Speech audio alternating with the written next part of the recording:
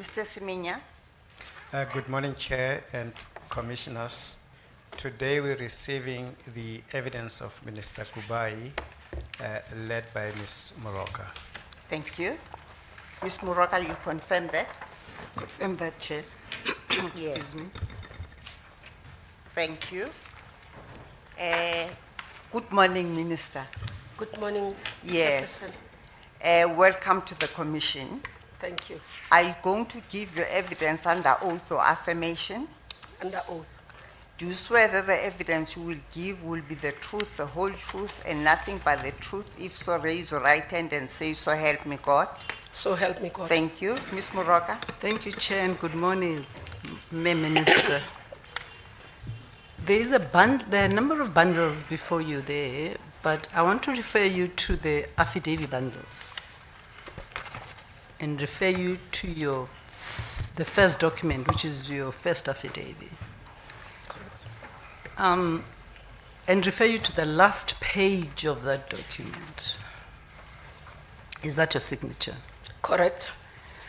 And you confirm that this document is your affidavit and you confirm the contents thereof. I confirm.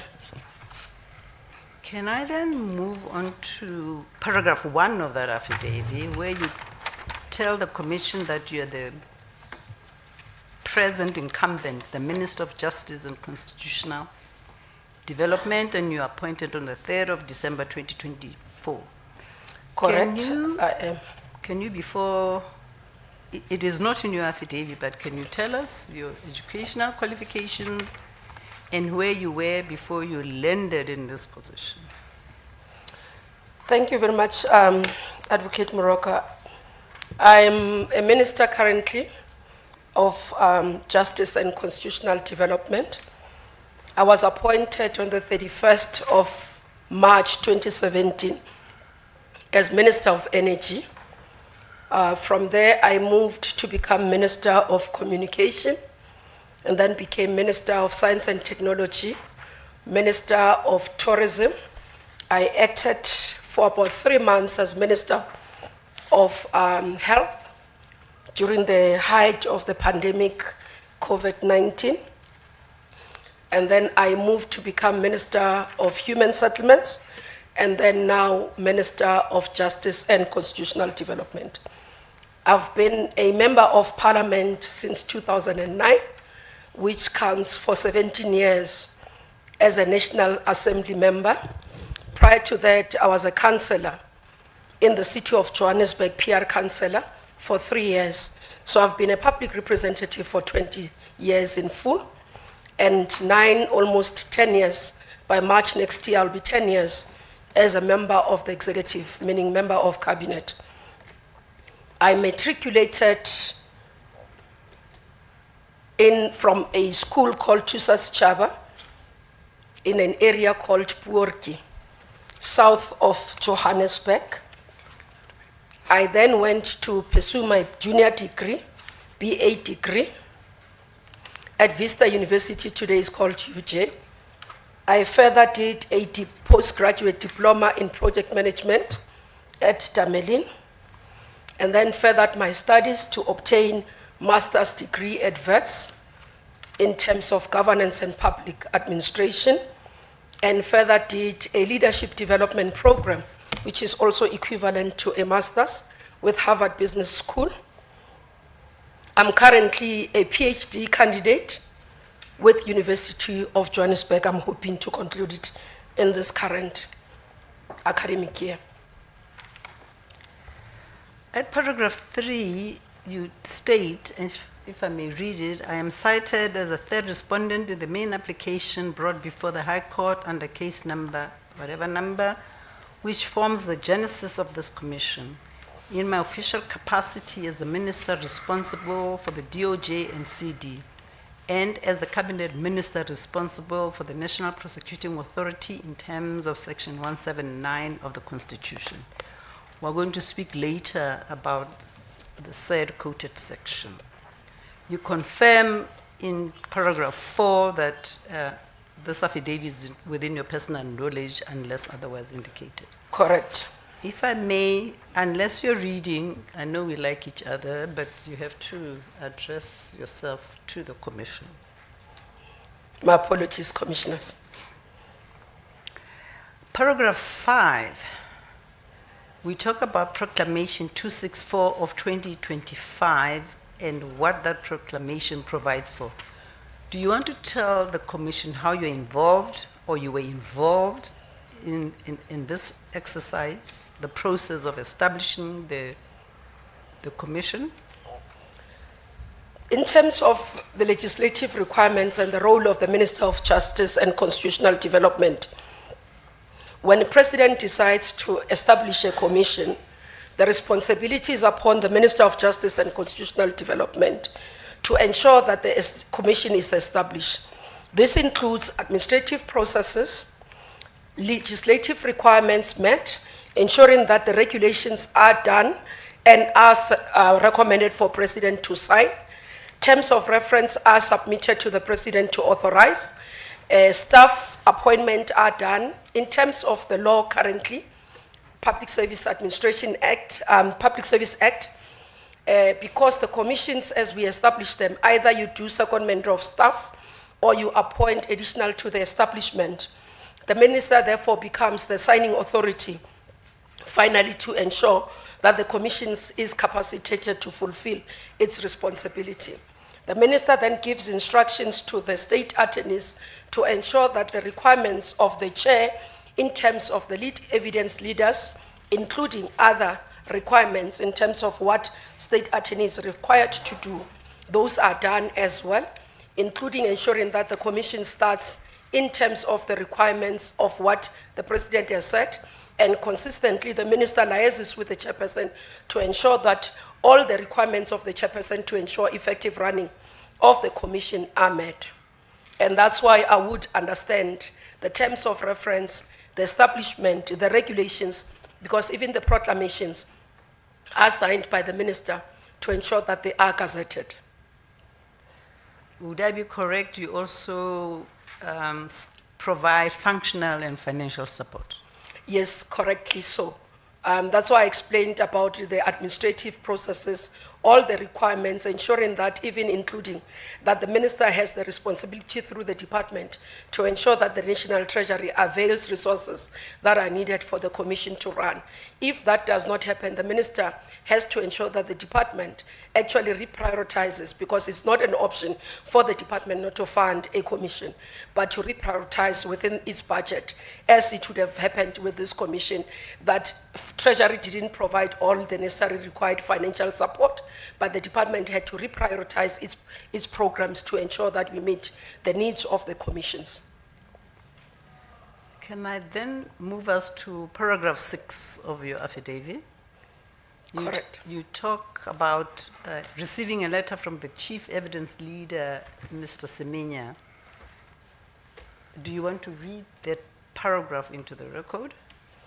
Yes, commissioners, I received an undated letter late last year from the commission's chief evidence leader, Advocate Semenya, who requested that I provide in affidavit form my own account on any discussions, decisions, or considerations during my tenure that may bear on the matters set out in paragraph 1.1 of the terms of reference of the commission.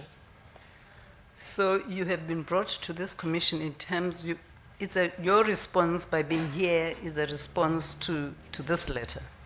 Correct. Paragraph 7 talks about paragraph 1.1 of the terms of reference. What did you understand by this request which made reference to paragraph 1.1? In terms of paragraph 1.1 of the terms of reference of the commission must, in relation to the period since 2003, inquire into, make findings, report on, and make recommendations concerning, I quote, whether, why, and to what extent, and by whom, efforts or attempts were made to influence or pressure members of the South African Police Services or National Prosecuting Authority to stop investigating or prosecuting TRC cases, unquote. And you explain at paragraph 8 that this affidavit was provided in compliance with that request. Correct. The first affidavit was provided in compliance with the request in terms of the letter. If we move to paragraph 9, would you please read to the commission that paragraph? Yes, Commissioner. Save for discussions and instructions given to my counsel and the legal team representing me before the Commission. In my capacity as Minister of Justice and Constitutional Development, I have not had discussions, nor have there been discussions or considerations regarding whether, why, and to what extent and by whom efforts or attempts were made to influence or pressure members of the South African Police Service or the NPA to stop investigating or prosecuting TRC cases. Do you want to elaborate at all on this paragraph? Yes, Commissioners, and I just need to apologize to Commissioners. If you hear me, my voice, I'm recovering from flu, so pardon me in the process. Since I've been a member of cabinet, as I said, from the 31st of March 2017, outside the JCPS cluster, because I became member of the JCPS cluster from the 3rd of December when I moved to this portfolio. All these years I've been in cabinet, I've not been a member of the JCPS cluster. But as a cabinet member, I've not been in a meeting where it discusses to stop any prosecution. I've not been in any meeting where it gives instructions or even the cabinet resolution. Such does not exist since I've been a member of cabinet, nor have I been called to any meeting outside cabinet to go and discuss or even be informed or even see a document that speaks to stopping any prosecution on TRC cases. You've already talked about the support that you've given to the establishment of the commission, so we will jump paragraph 10 and move to paragraph 11. MTK1 that you have attached to your affidavit, which talks to a progress report as at 13 February 2026. And this one, it is a page 8 of the bundle. Do you want to summarize what you want to say about, and Chair, we have updated the progress report. We have filed it today with the Commission. Yes. Do you want to, in very summary form, talk to MTK1, which has been updated and updated to today? Correct, SC. Commissioners, my responsibility as Minister of Justice and Constitutional Development is also to oversee the work of implementation of the TRC recommendation. This is inclusive of the prosecution, but not limited to the prosecution. So our work goes from the point where I had to start as I arrived in the portfolio to ask in terms of update where we are. And today we have an update of the work that we have been doing. I can account as the minister in terms of this area of work, that in terms of the once-off reparations has been done, and we recently issued a communique because when I arrived in the portfolio, I found that there were about 4,000 people that had not received their reparation, which was once-off.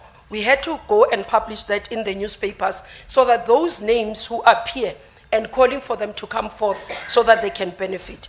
In terms of the basic education and higher education or general education, we continue to provide support to those families as per required, and this is expected to almost come to an end around 2037 in terms of our projections, in terms of those that we are providing support and the financial resources. Again, Commissioners, I can indicate one of the areas, having my experience as Minister of Human Settlements, we did find that in this area of work in terms of housing reparation, work was not in a level where it was advanced. We moved to conclude the issues around that work, and we actually launched the project with the President at the beginning of this year.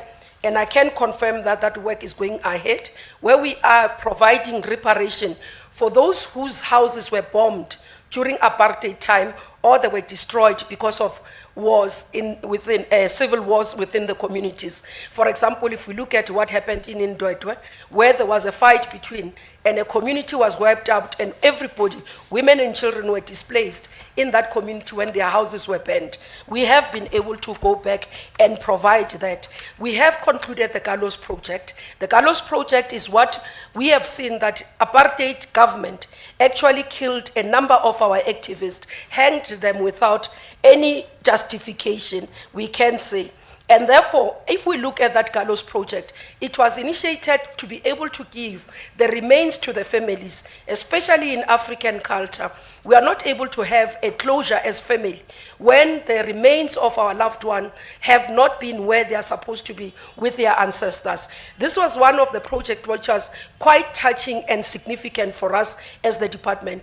I can confirm, Commissioner, that this project actually came to an end. We ensured that we fast-tracked it and handed over all the remains that were under the Gallows Project. Reburials have been done and the remains were handed over to their families and reburied. So it's work that we continue to do. The medical benefit is one outstanding. This year, we are concluding the issue of the community schemes, which we are doing 18 projects that we have been requested to do in terms of ensuring that the legacy of apartheid is known in our country. Generations that are coming are able to remember that the atrocities that were perpetuated by apartheid government can never happen again in our communities. And those memorial sites will be done continuing by us. We have identified 18 sites that Cabinet has been approving, and we're working with communities to be able to do that. So we can confirm, commissioners, that this work has not been just a one-day work. It's processes, but it involves the victims, it involves communities, for us to be able to account to our people in terms of this work, but more proudly to say, in many areas actually we've been able to ensure that the reparations happen and we are able to see closure and help families find closure in terms of the pain that they've experienced under apartheid government. Minister, respectfully, may I make a suggestion that you address yourself to the commissioners and in particular to the chair? My apologies for that. I think it's easier when I read to look ahead. So my apologies for that. I understand. I'll have to adjust my chair. My apologies for that. I'll adjust to look this way. Can we talk more briefly about the President's Fund? There has been suggestions that it has accumulated a lot of money. We accept that there's been interest that has accrued. Are you able to talk to the Commission about the President's Fund and the amounts there and what disbursements are being envisaged in respect thereof? Definitely, I'm able to do that, Commissioners. Final reparations in terms of the allocations until 30th of June 2026, it's 126 million. We're looking at education assistant, meaning basic and higher education.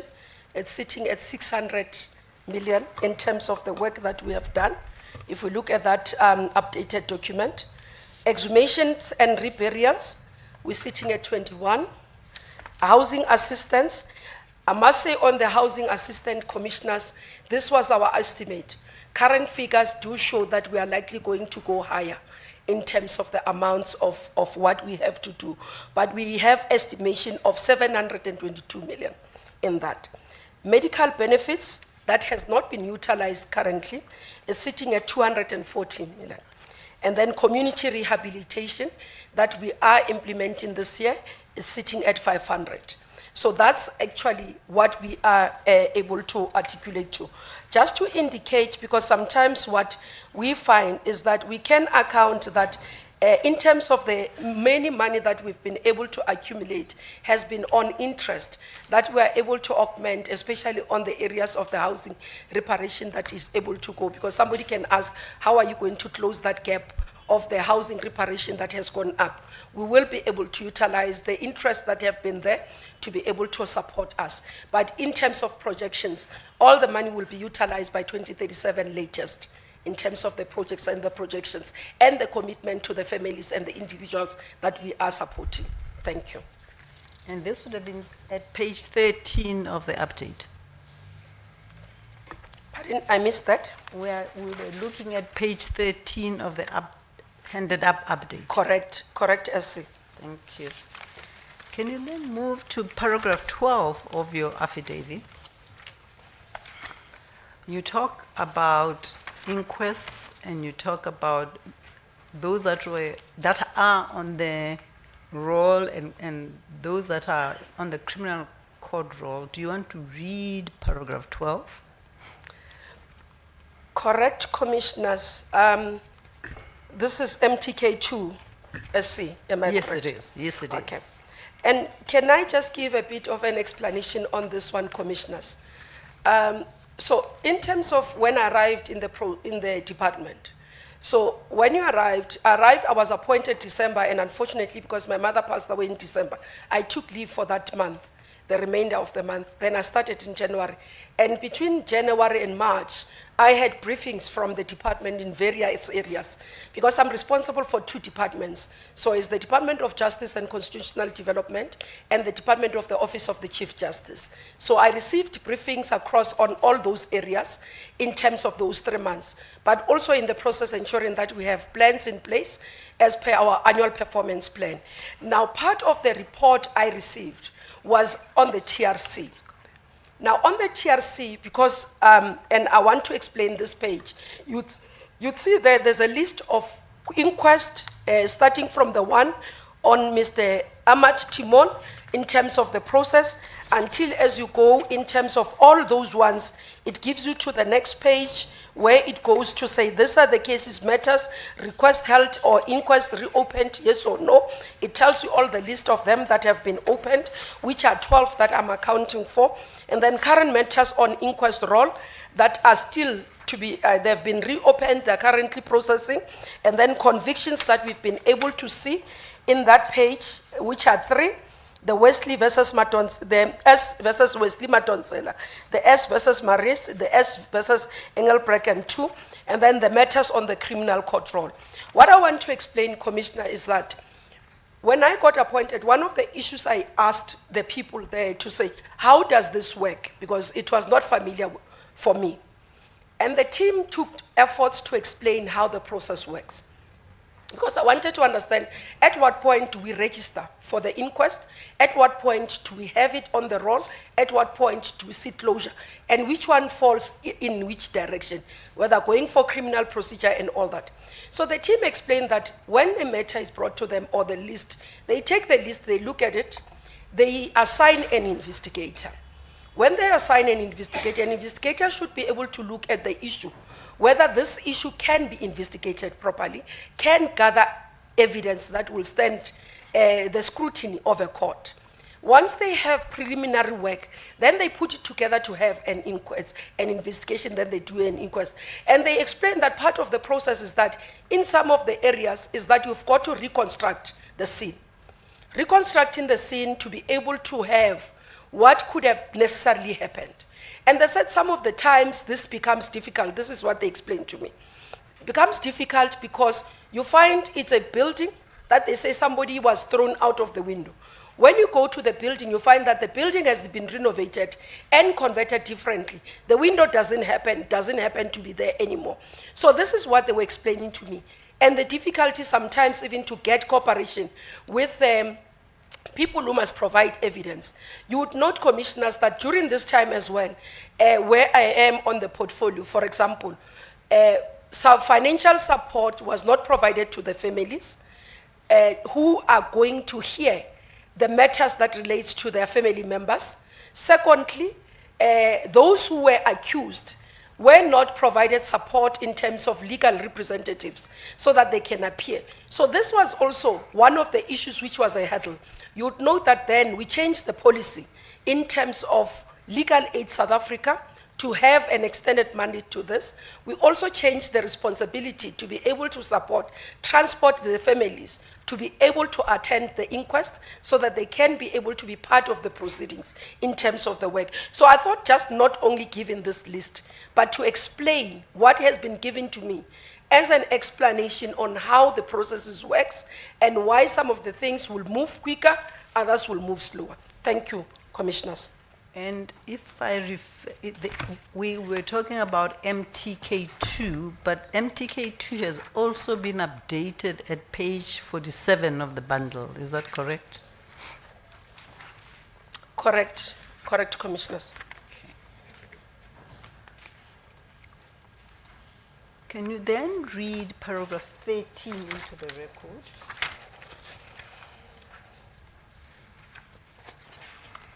Save as aforesaid, I do not have other information concerning decisions, discussions, or policies affecting the investigation and prosecution of TRC cases or any material relevant to the inquiry arising during my tenure in my position. Thank you. We then move to a different topic. The department was asked for documents and documentation, and you respond to that at paragraph 14. I'm not going to ask you to read that paragraph, but refer you to paragraph 17. If you could please read that paragraph. Nevertheless, the Ministry and the Department of Justice and Constitutional Development are committed to cooperating with the Commission. To this end, the Department of Justice and Constitutional Development is currently attending to the Commission's information request and will be liaising with the Commission to facilitate access to the relevant records within its position. And as far as you are concerned, you do know that your acting DG has compiled a set of documentation to the Commission. Is that correct? Correct. Can I then ask you to read the concluding paragraph of your affidavit? Save as stated in this affidavit, no documents or information which have a bearing on paragraph 1.1 in the Commission's terms of reference are in my possession. Possession. Thank you. Can we now move to your supplementary affidavit? Yes. Can I again refer you to the last page of that affidavit? Mine is second last page, SC. Last page is the Commissioner, if I'm correct. Thank you. My Thank you for signature the is on correction. 37. And that's your signature at page 37. Correct. And you confirm the contents of this supplementary affidavit. Correct. You again state that you're the minister, you haven't been relieved of your duties. I'm to still the date. Minister of Justice and Constitutional Development in the Republic of South Africa. From page 3 to paragraph 3 to paragraph 5, I beg your pardon, to paragraph 4, the affidavit talks to the difficulties about submitting a supplementary affidavit because you were being referred to or requested to furnish more information and you didn't understand. If I'm correct, correct me because I'm asking you a leading question. To understand what it is that the Commission wanted from you. Correct, Commissioners. My difficulty was I wasn't sure whether I'm asked in my capacity as the current minister or should I respond for all the other ministers. And when I looked and interacted, because if you are to respond on behalf of others, then you'd have to have consent of them. And when I checked it, they had indicated that they actually are appearing before the Commission. So fortunate for me, all my predecessors are actually lined up to either others have testified, others will be testifying. So it was a bit difficult whether I account for myself from December until now, or do I include any other matters? And that's why I had requested senior counsel together with the legal team to request for clarification on these matters. And that's what would have informed the initial affidavit in terms of what would have submitted. And then if I refer you to paragraph 8 of this supplementary affidavit. If you could please read it into the record. On or about 17 June 2026, the Commission Secretariat circulated a proposed timetable which reflected that the Commission intended to call me to give evidence before the Commission on the 28th July 2026. Paragraph 9. In addition, counsel representing me at the Commission was advised by the Commission's evidence leaders that my previous affidavit was inadequate. It was, however, not apparent what more was required from me or why my affidavit was considered by the evidence leaders to be inadequate. How can I then confirm that we received, or you received a letter wherein the evidence leaders then sought from you what it is that they sought, an understanding of your understanding of Section 179. Am I correct? Correct, SC. And that in the first letter by Mr. Siminya, there was no reference to this inquiry. Correct, SC. I have attached all the letters. But at paragraph 12, you indicate that this supplementary affidavit is accordingly in response to the above-mentioned indication from the Commission's Secretariat, reflecting the further evidence that the Commission would like to have from you. Correct. Would you like me to read it to record, or it's fine? It's not necessary. But what is necessary is to read paragraph 13 and your comments there too at paragraph 14.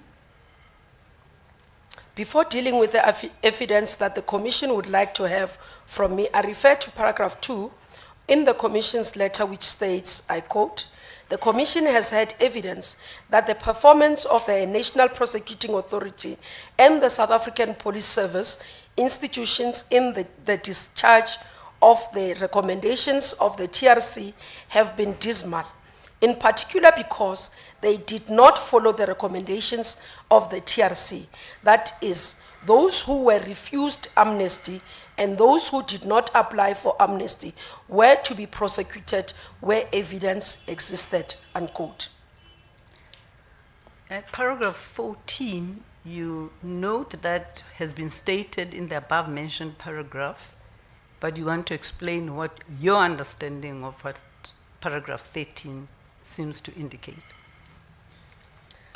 Yes, I note that what has been stated in the above-mentioned paragraph, given that the Commission of Inquiry is still underway, any determination will be made by the commissioners having regard to all the evidence placed before them. And I must say, commissioners, in my responsibility as the Minister of Justice and Constitutional Development, part of the duties in law I have and administratively is to advise the President. So it will be difficult for me to have an opinion when there isn't an evidence, but also when the President has established a commission to have an opinion on the matter while I am referred as the advisor of the President on the matter where we are seeking evidence, we are seeking information, and the commission was established particularly to be able to assist government in this regard. Thank you. We now then move to the inquiry that was sought from you about the provisions of Section 179. We will not read the law, but what we will deal with is your understanding of your responsibilities in respect of the Constitution, 1796. They've given you a bundle there about the section, which deals with the Constitution and the fact that the head of, 179 talks to the National Director of Public Prosecutions, 1792 talks to the powers of that institution, and these are enumerated in paragraphs 15, 16, and 17. What is your understanding of these provisions? Would you want me to first read, I don't know if commissioners, you want me to read that into record? No. Or you just want me to explain it? If I could ask, all of us know what those provisions are. If you could understand, Yes. give us your understanding. Yes, we are familiar with the provisions. We should hope so, Chair. Yes. Thank you. Okay. No, just The issue for me here is that, for example, I think in paragraph 18, I deal with the fact that I have found the policy already in place. Now, the responsibility of the Minister of Justice and Constitutional Development, or the Minister responsible for justice as is put in the Constitution, is that you do not interfere with the work that is being done by NPA, especially on prosecution. So NPA is independent. They must deal with the issues of their own work in terms of prosecution without the interference of the minister. Section 33 of the NPA Act stipulates how the minister can request a report from NDPP, National Director of Public Prosecution, if they are concerned, but there must be a trigger for it. So you don't wake up every day as a minister and ask for report in terms of case section, what, and you want to know.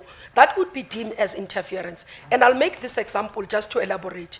When there was a public outcry in relation to the case of Omotoso versus of the rape of many young women in the Eastern Cape, there was an outcry because the presiding officer actually did reflect on the conduct of NPA. Out of that, then I then did a request in terms of Section 33 of the NPA Act to say, National Director, give me an account of what has happened. So the trigger for me was the outcome of the case, the public outcry, but the report or the reflection by the presiding officer of the conduct of NPA. Out of that, then I requested a report. So there's a context where the minister gets involved, but there's prescription in how the minister can actually do that oversight. So the oversight that is being envisaged by the Constitution doesn't mean minister then sits with the NPA and NDPP every day to ask for cases, to ask how this case is doing. If you do that as the minister, that will be deemed as interference. There must be a trigger that says, why would you want this report when you ask it under Section 33? So the oversight is around performance, which I do quarterly. You look at the performance to say, these are the prosecution, this is the targets that you have set. How far have you gone? Have you met the targets? Have you not met the targets? What are the issues? Have we been able to appoint the people? If there are investigations or complaints against individuals within the NPA, and then the minister then can be able to request a process to be done. If it's the people who are appointed through what we call presidential appointments, then an inquiry needs to be done. The minister then will have to recommend to the president to do an inquiry. So the law is very specific in the role of the Minister of Justice in terms of overseeing what needs to be done and how the barriers must be.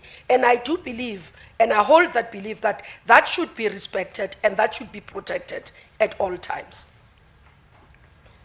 Having said that, Minister, can I ask you to read Section 32 of...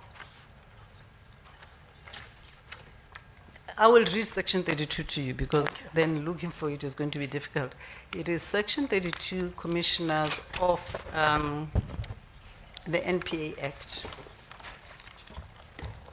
And Section 32, 1B says, subject to the Constitution and this Act, no organ of state and no member or employee of an organ of state, nor any other person shall improperly interfere with, hinder, or obstruct the prosecuting authority or any member thereof in the exercise, carrying out or performance of his or her powers, duties, and functions. And the provision talks to improper interference. So you've spoken to that, correct? Yes, correct. Thank you.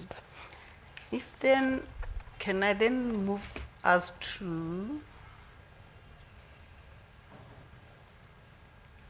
paragraph 26 of your affidavit?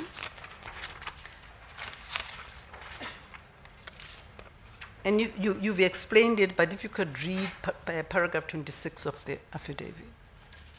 I may request the information and reports in terms of sections 32A, 32A to E to enable me to fulfill my mandate of exercising final responsibility over the NPA.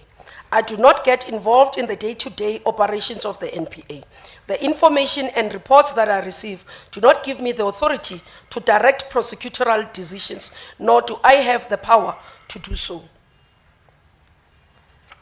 You talked about the fact that in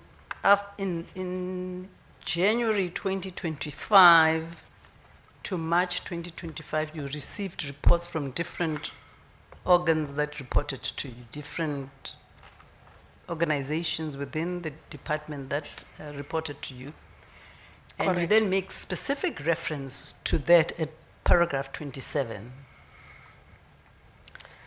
Correct. And- In respect to the prosecution of TRC cases, I received a report on the progress on matters emanating from the TRC from the previous NDPP advocate Shamila Batoi on 3 March 2025. This report provided me with the status of the TRC matters dealt with by the NPA in collaboration with the Directorate for Priority Crime Investigations. A copy of the report is attached as Annexure SA6. And what did you do with this report? In the report, when I received it, actually it was giving quite a lot of positive reports of progress that I believed that were not in the public domain.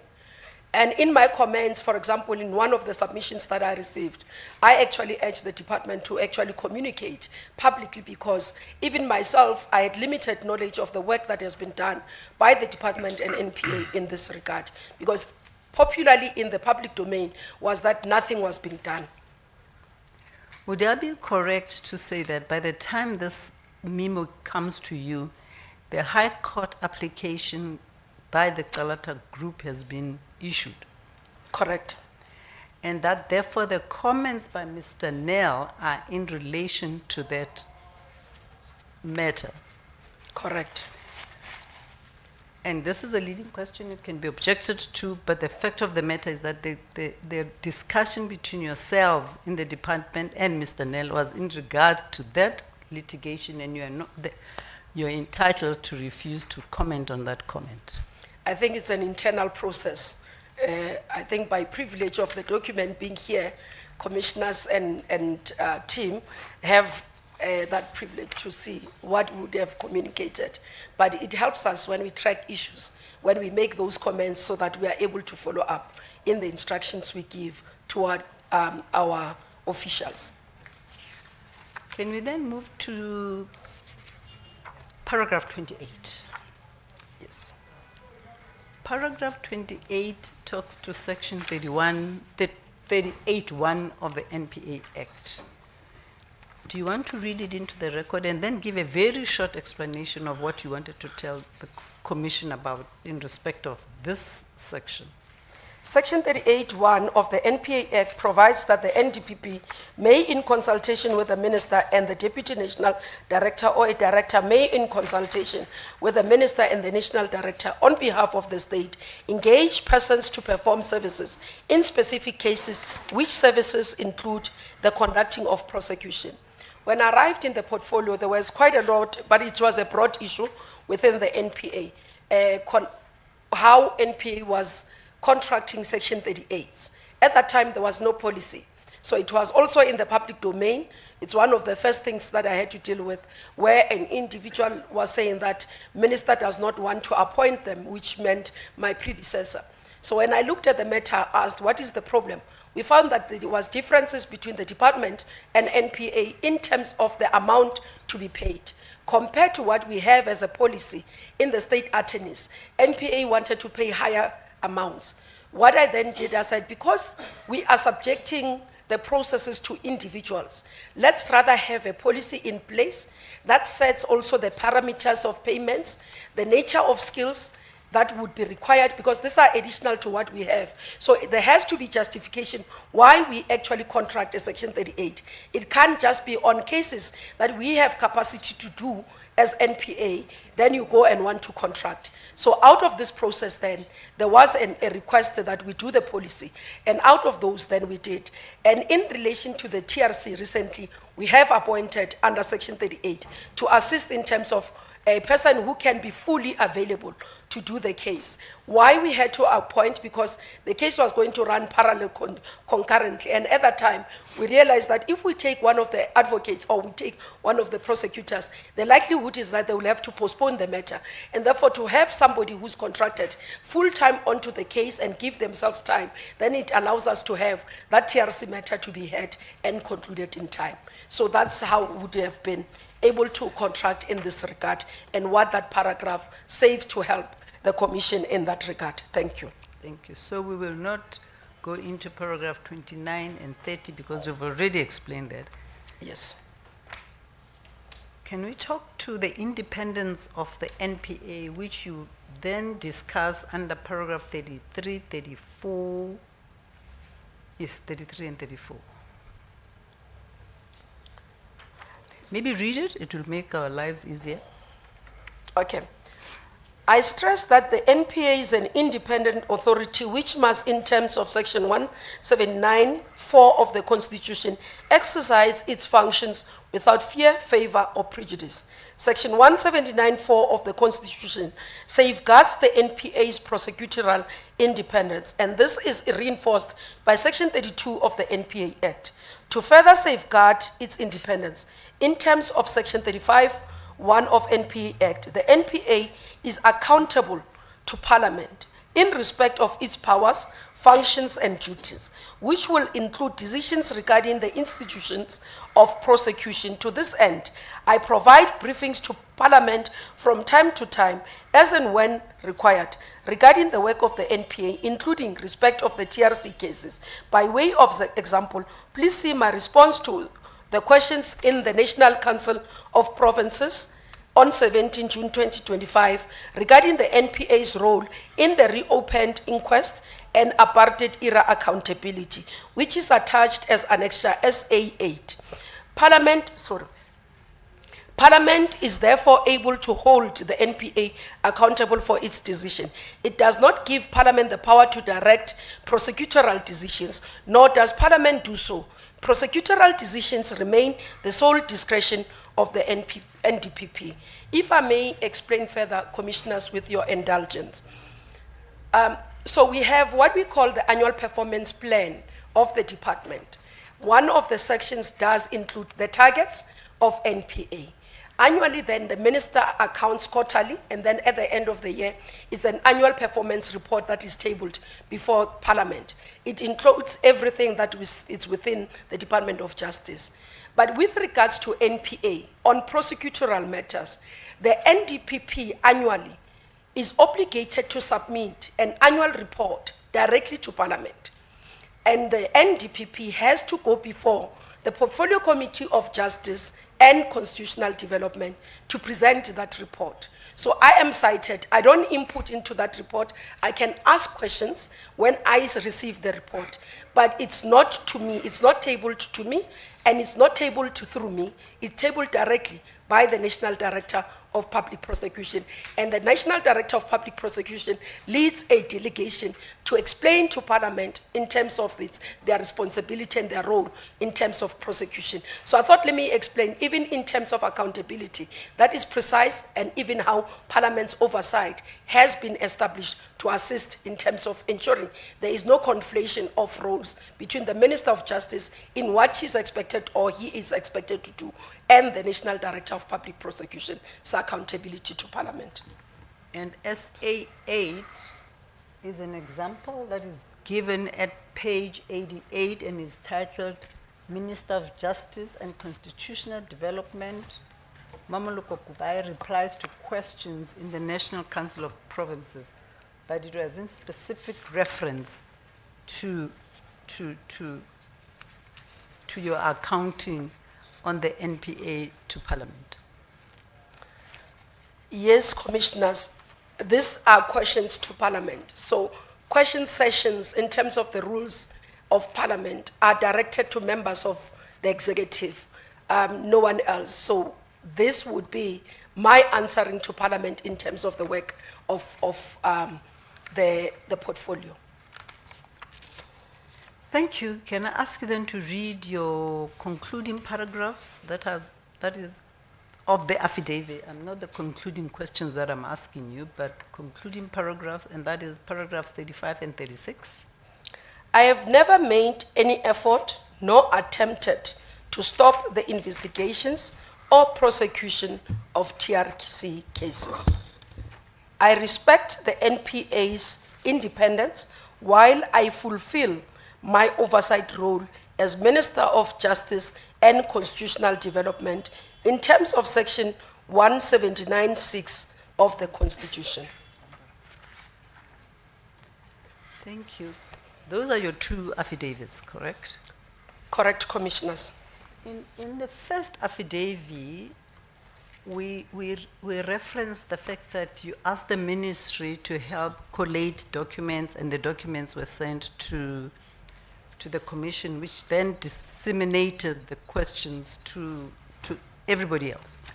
Correct. At my count, it was 443 pages of documents. Mr. Vani says it's even more, it's 600 and something. Correct. Can I refer you to a new bundle that has been given to you? And it's referenced as Talata bundle to cross-examine Ms. Kubai.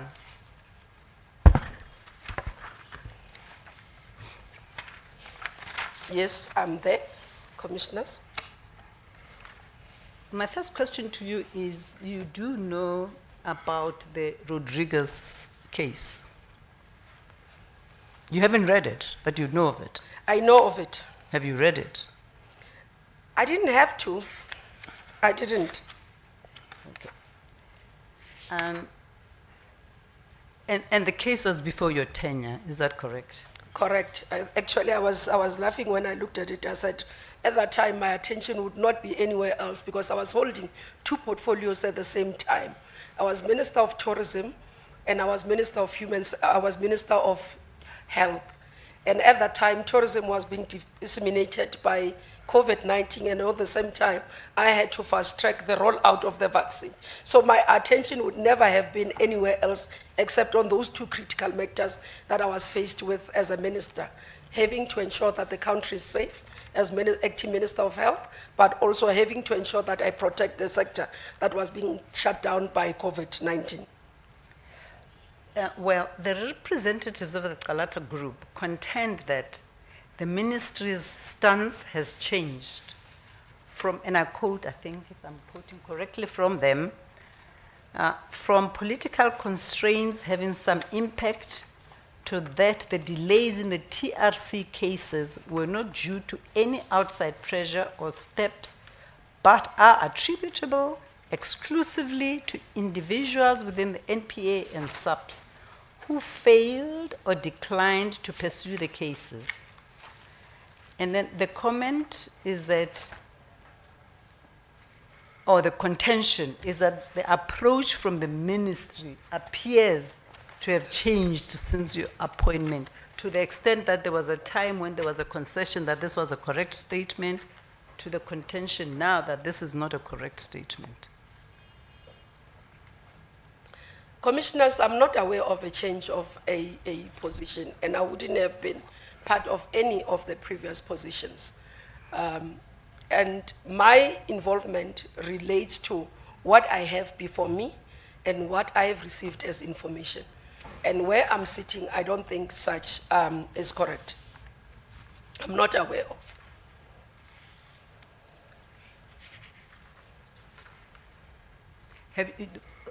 Was there at any time a briefing that told you that this was the department's position on this issue? Not at all. As I explained earlier, how the briefing happened and what I was briefed upon in terms of all the other areas, the construction of scene, and for me, it made logical sense when it was explained.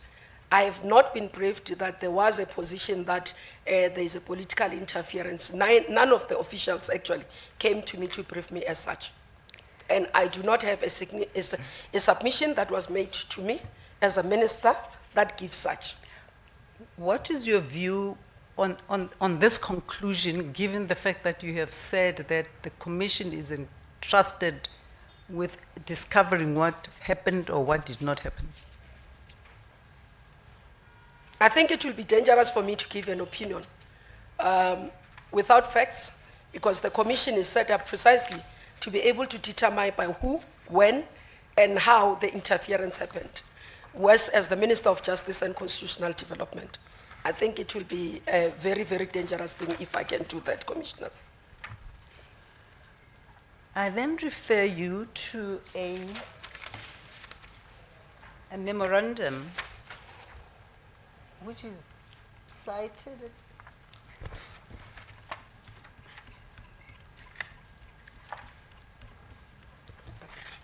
No, I want the reference. It's at page 404 of the new bundle. It's a memo from Advocate Patoi to 391 of the new bundle. 391.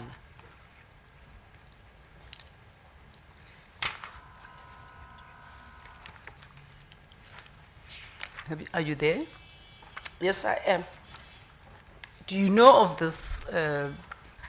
Maybe if I can preface this by saying it's one of the documents that we submitted, that you submitted as the ministry to the commission. Correct. We were requested to submit documents, so we asked both the department, NPA, to give us all the documents and anything that is related to TRC. So this is one of the documents that was submitted for us to process through. But you have never seen this document? No, I have not seen it before when we compiled this affidavits. Can I take you to page 404? Ms. Moroka, I'm not with you. I'm not on the same page with you. My apologies, Chair.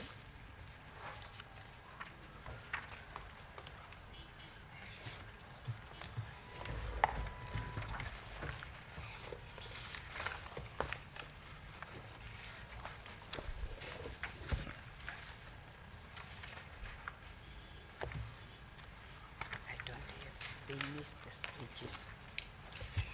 Thank you. You may proceed. Do you see the date that Advocate Patoi signed the document? It says 2020, the 2nd of December. Correct, I do see it on page 404. And it's a memo purportedly addressed to Minister Lamola, who was then the Minister of Justice. Correct. And do you see that under Ms. Kalei, the document is unsigned? I do see commissioners and also even the deputy minister and the minister not signed. What do you make of that? In my experience as minister, and if I may, when a submission is made, the submission comes from the author of the submission, who then transmits it through. Now, the Director General needs to sign the memo, because in terms of the processes, the Director General is the advisor of the minister in how we would see things. So the Director General has a responsibility to look at the memos that comes to the minister, to be able to advise the minister, one, in terms of compliance of issues in law, but also if what is being recommended, minister can consider. What I find difficulty with the memo is that neither has the Director General signed the memo, neither has the Deputy Minister signed the memo, neither has the Minister signed the memo. Now, the only signature we have is the signature of Advocate Patoi. No signature of either of the colleagues that have been. And this can only mean one thing for me, and I don't want to be making assumptions, but because Minister Lamola will be appearing, perhaps he'll be better placed in making sure, because any recommendation, you do make sure that the minister sign. Because in that signature of the minister, in a memo, it tells you the feedback of the memo. For example, with how I do things is that in all the memos you'll find, even when I sign, if the entirety of the memo, you find that I agree with the memo, but there's a particular paragraph that I will have a problem with. And then I would be able to write in notes to say, this memo, I agree with the thrust of it, but the particular paragraph I have a problem with. Now, sitting with a memo with no comments from the Director General in the department, the Deputy Minister, and the Minister makes it difficult to understand whether actually the memo was processed. Because the memo could have started and ended there, and you might find that neither of them have had sight of it because their signatures are not attached. We try to see if there is any other memo, because in the process that we do things, and in my years of experience, minister signs, so in the ministry, there will be registry. The ministry will sign and keep a copy and send back to the people who have signed. For example, if I receive a memo today from NPA, it will be processed, it goes to the Director General, it goes to the Deputy Minister, and then it comes to me. And in the ministry as well, it's recorded both in the Deputy Minister's office, so it will be recorded in the DG's office as having been received, go recorded in the Deputy Minister's office as having been received, recorded in the Minister's office as having been received. And then a copy that is signed with the comments whether approved or not approved, because still the minister has to approve or not approve. So a memo, it can be at the level of a minister. If it's for noting, it's for information purposes for the minister, then it will say for ministers noting, then it's information purposes. But if it's for approval, if we look at there, it says it is recommended that the minister takes note of the content of this memorandum and arrange a meeting so that all the relevant issues can be properly presented and debated, and a proposed plan presented to the minister. So minister needed to approve this type of a memo. He needed to say, I agree with what is in the content, but I also agree with the proposed way forward. Now, as I sit here, I do not have any of those. And in my experience, could only mean that maybe the memo never went through the process. It ended at one person and never got processed. But as I say, Chair, I understand my DG dealt with the matter, who is currently acting, which is DDG, acting DG Pile, who was before the commission last week, and therefore Minister Lamula will be in before the commission. So they would give better clarity, but I am a bit worried in the manner that we found this document to be. Thank you. What you've just explained now is what is called the root, is it routing or root process? Yes, it's called the root process of memos. Thank you. Having gotten a lecture on root process of memos, Chair, that will be the evidence of Yes. the minister. Thank you. Yeah. Minister, this document we've just been dealing with, which you say wasn't processed, just so I understand you correctly, this is one of the documents that your ministry provided to the evidence leaders. Yes, correct. We, as I said, we asked both NPA and the department to find any documents that relates to any matter on TRC so that we submit. So Okay. if you look at the first page, that it will say our copy, meaning from NPA. Thank you. Thank you. Ms. Morok, I think this would be an appropriate time, or before we adjourn, let's take clarificatory questions. Mr. Kuala? Good morning, Chairperson. Thank you. We do not have clarification questions. Thank you. Mr. Profi? Good morning, Chair. Equally, we have no clarification questions. Thank you. Is there anyone online? Morning, Chair. Thank you, Ms. Mchizana. We do not have clarificatory questions. Thank you, Ms. Mchizana. Anyone else? Yes. Mr. Van, I think before you conduct your cross-examination, this would be an appropriate time to adjourn for tea and reconvene at 11:20. As the Commission pleases. Thank you.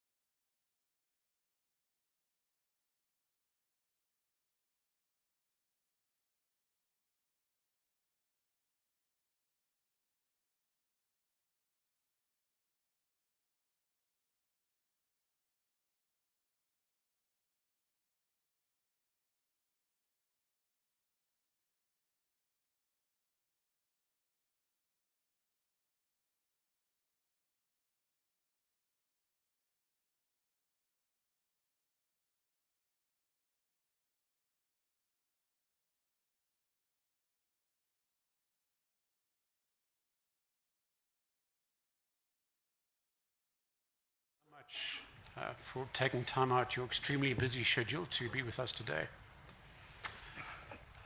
Let me first say, we do not regard you as a person of interest in these proceedings. The matters before this commission took place long before you assumed office.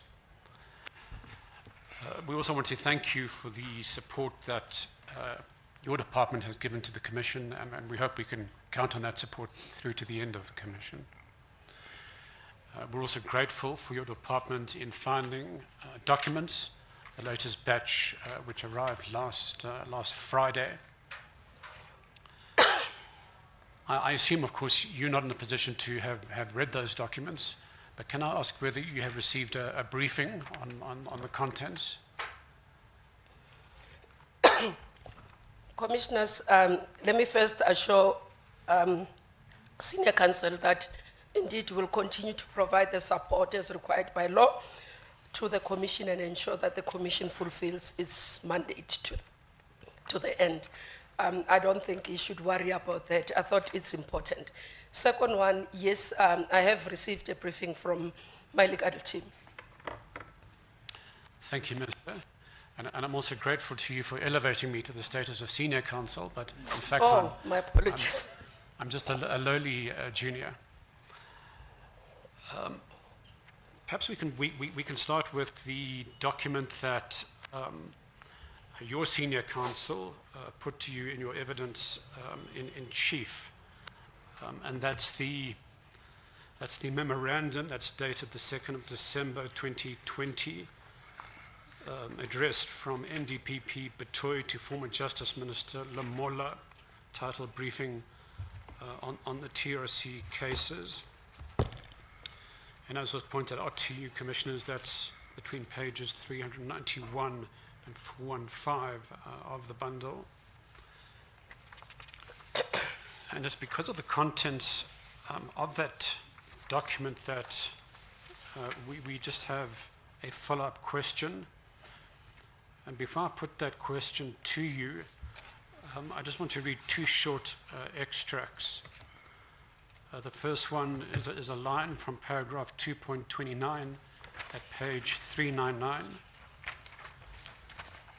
And the I'll just wait for you to get there. NDPP Petoy says the irreparable damage caused by the blocking of investigations for a period of 7 years cannot be underestimated. And then one more extract, and this is paragraph 3.1 at page 402. The consequences of the willful blocking of TRC investigations at a critical time and for a protected period must be accepted and responsibility taken. This is one of the greatest impediments to being able to do justice to the cases. Full documentary evidence proving the extent of the interferences in the NPA's possession. Should the Minister require, we stand ready to make a presentation to the Minister so that there is no misunderstanding of the issue and its consequences. Now, we hear what you say, that you've never had sight of this document previously, and you've also pointed out that the only person to sign, at least on this copy, is the NDPP herself, but neither the DG, the Deputy Minister, or the then Minister signed off on it.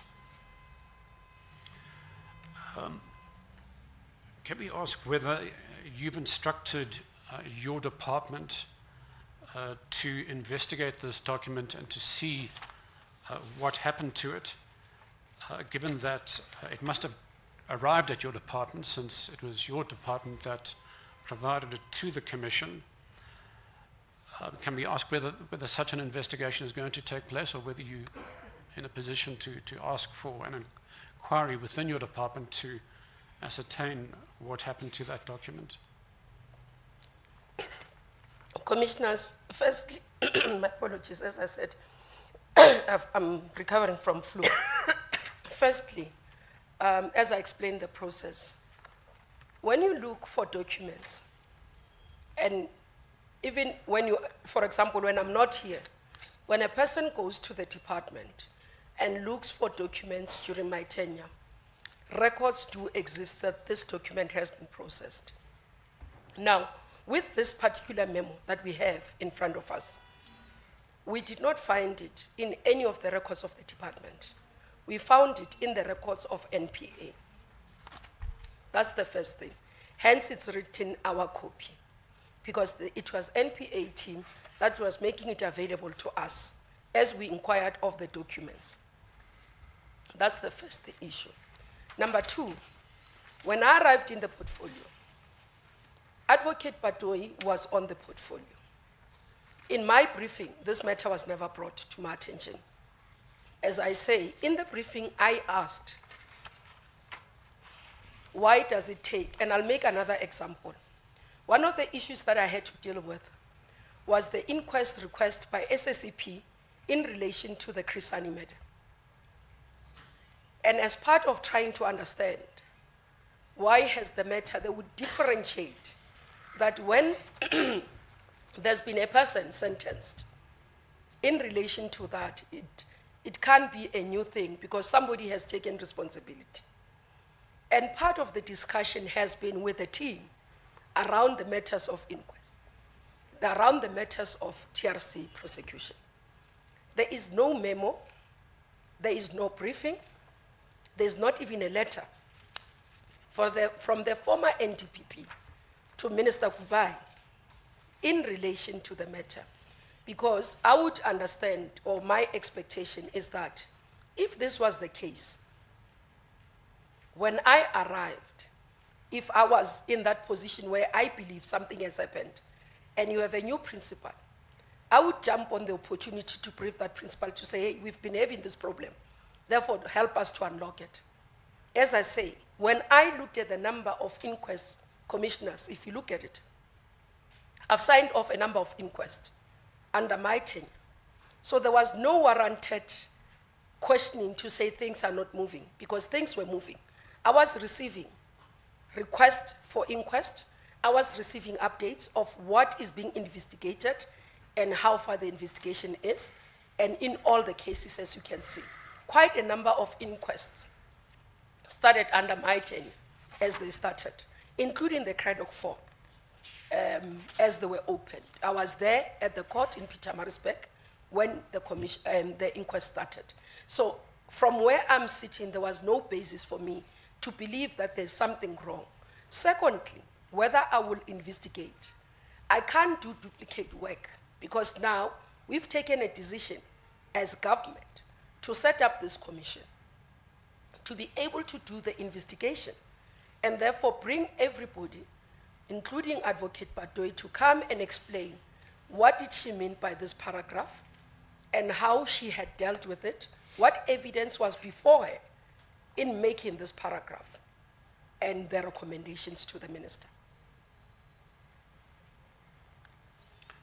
Thank you for that clarification, Minister. My learned friend also referred you to the Rodriguez case in relation to the stance of the ministry on the question of the undermining or interference with the TRC cases. Now, you've indicated that at the time of the Rodriguez case, you were quite busy with a range of other matters, not least dealing with the COVID health crisis. Just to give you a brief background, this was an application brought by one João Rodriguez in 2018 for a permanent stay of his prosecution in relation to the murder of Ahmed Timol back in 1971. And this arose from the reopened inquest that had taken place in 2017. So that's essentially the background. And Mr. Rodriguez's main complaint was that the long delay undermined his right to a fair trial. Now, in that matter, the NPA, and I'm not going to go into detail, but they did file affidavits in which they conceded or admitted that the interference contributed to the long delays. If Mr. Vani is going to quote what the witnesses said, it must be very accurate. He must say what Mr. Pretorius says, not a general statement without qualifying by the evidence of Mr. Pretorius. Is it Pretorius? Before this court. Pretorius, Advocate Pretorius. Advocate Pretorius. Yes, I'd be happy to do so with Yes, with you the may leave of the proceed to Commission. do so, Mr. Vani. So there are multiple passages from his supplementary affidavit Just dated give 4 us the February. relevant page. But the date is 4 February 2019 of the affidavit. I'm just going to quote one passage. Page. Chairperson, it's at page 88 of the bundle. What page does it start from?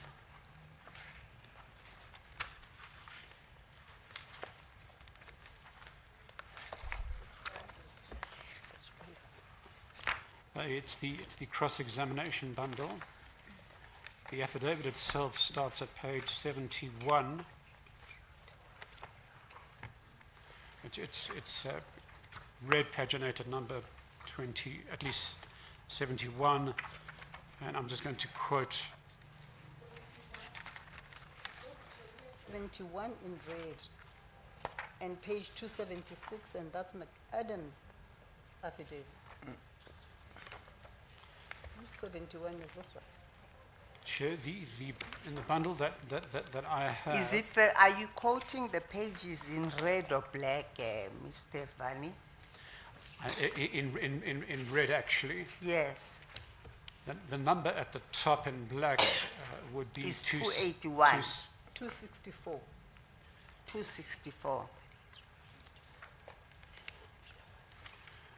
All right. The bundle that I've been given has different page numbers, but I'm just going to quote from paragraph 2.11, just the first line.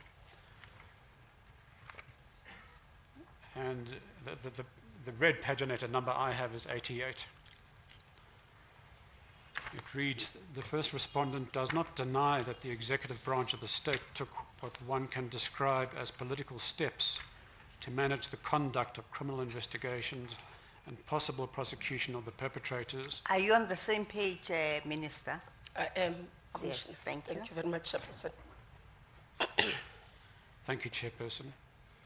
I'll just read that line again. Yes, you may start again, Mr. Vani. As the Chairperson pleases.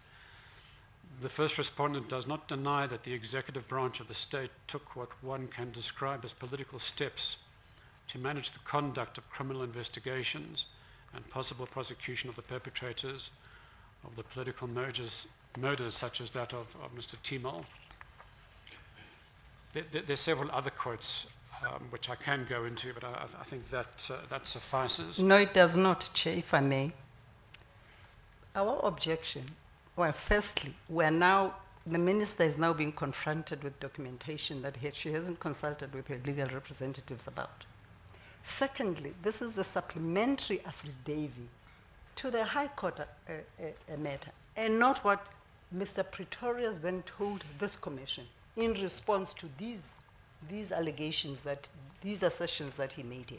So you're not giving the witness the total conspectus of Mr. Pretorius's evidence.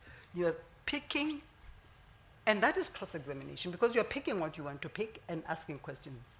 Otherwise, you're going to have to go through each and every assertion that Mr. Pretorius makes and then ask the question. Otherwise, we are objecting because she has not had the opportunity to have a look at this. You have not placed it in the document that you said you're going to ask Mr. Pretorius, Minister Kubai about. This is all new. We have gone through these documents, Chair. The minister hasn't gone through them. You then piggyback the question, Yes. the sections that you want to put to the minister when she hasn't got the entire record in front of her.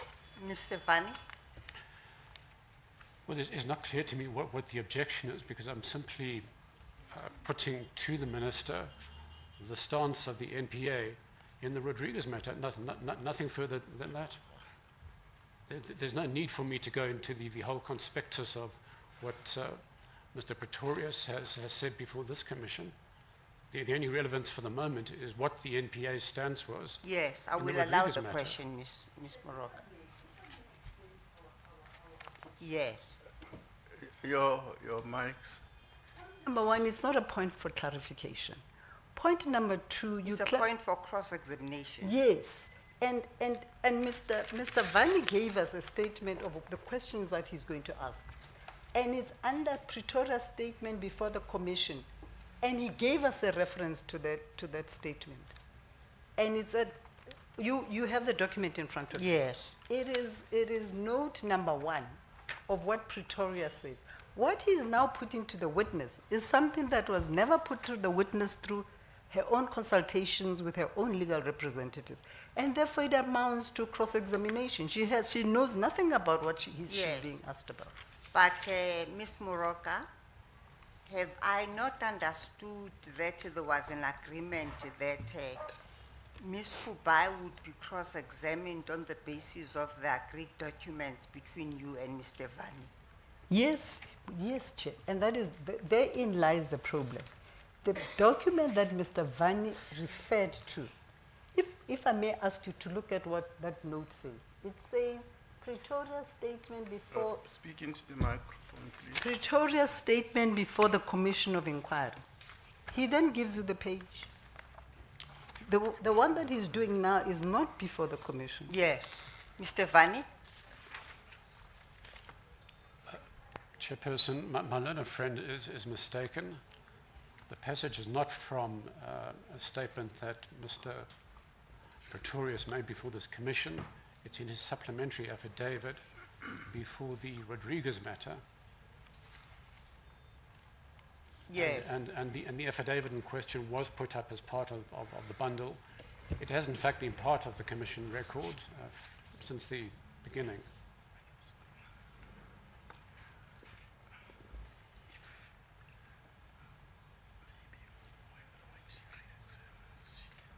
Yes. Yes.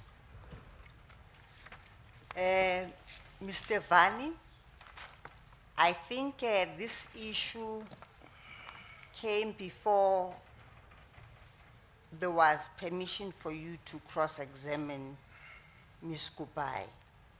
And there was an arrangement that you would follow your cross-examination that you've indicated in your cross-examination application.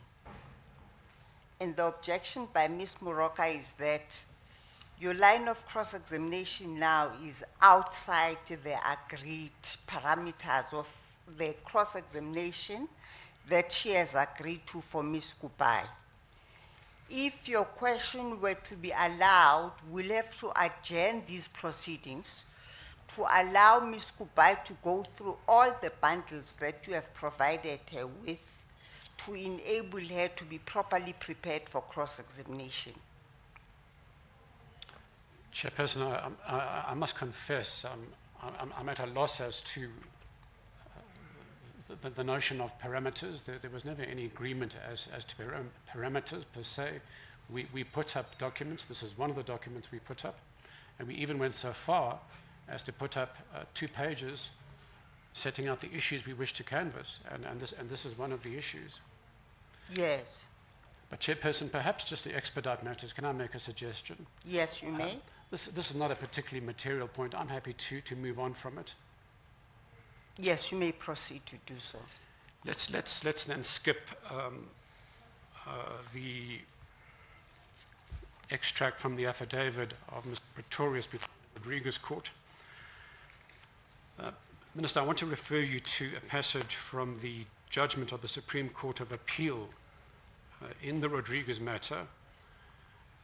And in dismissing Mr. Rodriguez's appeal, and I'm going to read a line from paragraph 26 of that judgment. The relevant page. It's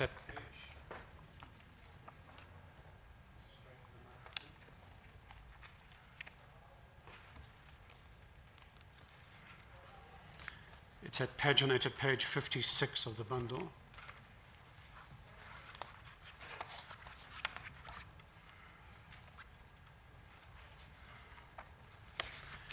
It reads as follows. It was during this 14-year period, 2003 to 2017, Which, my apologies, Chair, I'm lost. Which paragraph? Yes, are you at page 56, Minister? Yes, I am. Yes, which starts with the period 2003 and 2017. Okay. I'm there, Chairperson. Yes, Thank you. you may proceed, Mr. Vani. Thank you, Chairperson. It reads as follows. It was during this 14-year period, 2003 to 2017, that the executive adopted a policy position, and I emphasize the following words, conceded by the state parties, that TRC cases will not be prosecuted. It is perplexing and inexplicable why such a stance was taken, both in the light of the work and report of the TRC advocating a bold prosecutions policy, the guarantee of prosecutorial independence of the NPA, its constitutional obligation to prosecute crimes in the interest of the victims and survivors of those crimes. So, Minister, the SCA in its judgment essentially said that the executive adopted a certain policy and that the parties in that litigation, which included the Ministry of Justice, which I believe was the second or third respondent, conceded that point. So essentially the question that I'd like to put to you is that we have assumed that since then the stance of the ministry has been to accept that interference did cause delays in the prosecution of the TRC cases. Is that still the stance of the ministry? Commissioners, as I explained previously, I have no knowledge of such. If you are to come to such conclusion, you must have evidence before you, you must have received a report, you must be briefed that this is what has happened. Because if we are to run a state on the basis of what the other person has said without evidence, it's a problem. I do not know why the parties did not contest this matter in court, and I do believe that because those parties, as I said previously, my predecessors, for my gods being on my side, they're still all alive and can be brought before the commission to explain for themselves what happened under their leadership and how matters were decided, what had happened in this case. Neither does, at the time 2013 to 2017, was within the environment where I would be exposed to these matters to be able to account and explain and assist Advocate Vani for me to do that. Unfortunately, I'm not in a position to explain. I can only explain my position on the matter currently, what informs it, and how we have been able to come to that determination. Whether it's a position that is different to the previous one, I have no way of making that determination, because in my area of work in terms of how we operate and how I've been trained and taught and how I've come to understand government as it works, as a minister, you can never have an opinion of your own. You must be able to have documents that are before you, evidence, information, for you to take rational decision. Now, if I'm to sit here on the basis of this paragraph and make a determination, it will be an irrational decision because I do not have any document that submits and gives me evidence what led to the SCA to take this decision. I've not had time to go through all the papers to understand the context, because you would have even to go and hear and look at the videos to see how the councils have argued, and I cannot make an opinion on this matter, Chairperson.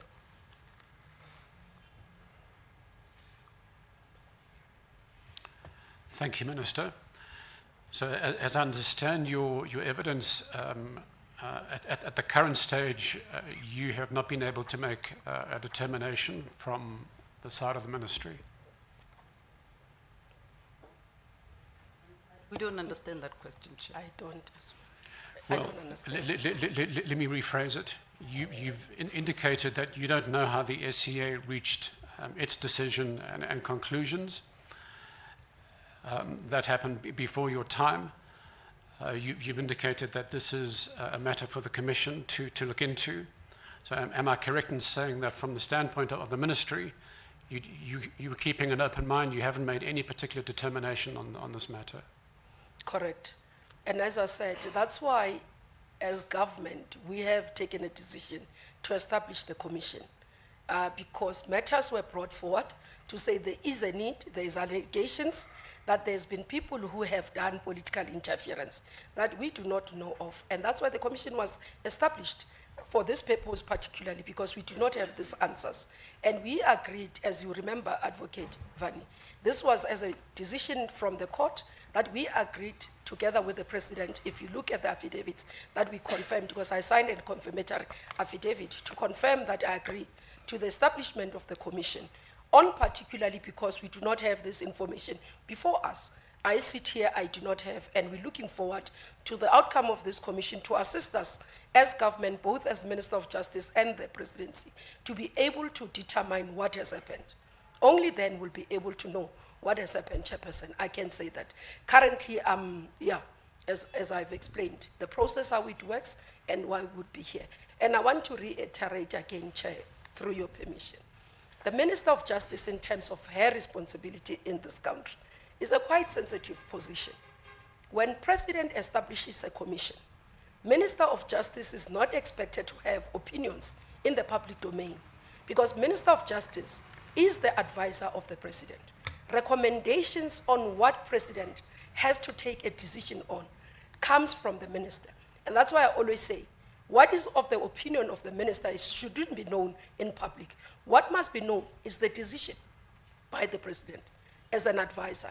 And that's good governance, and that's how confidentiality as well, and how governance system would actually ensure the effective running of government, especially in protection of the office of the President. Thank you, Minister. That's actually quite helpful for us to know. Chairperson, no further questions. Thank you. Mr. Siminya, is it Mr. Soni? It's going to be me, Chair. Yes, Mr. Soni. Minister, there are three broad issues I want to raise with you. I'm battling to hear. Just a moment, Mr. Soni.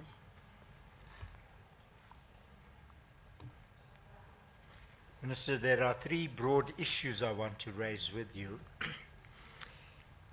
Can I first take you to the report you received from Advocate Betoy?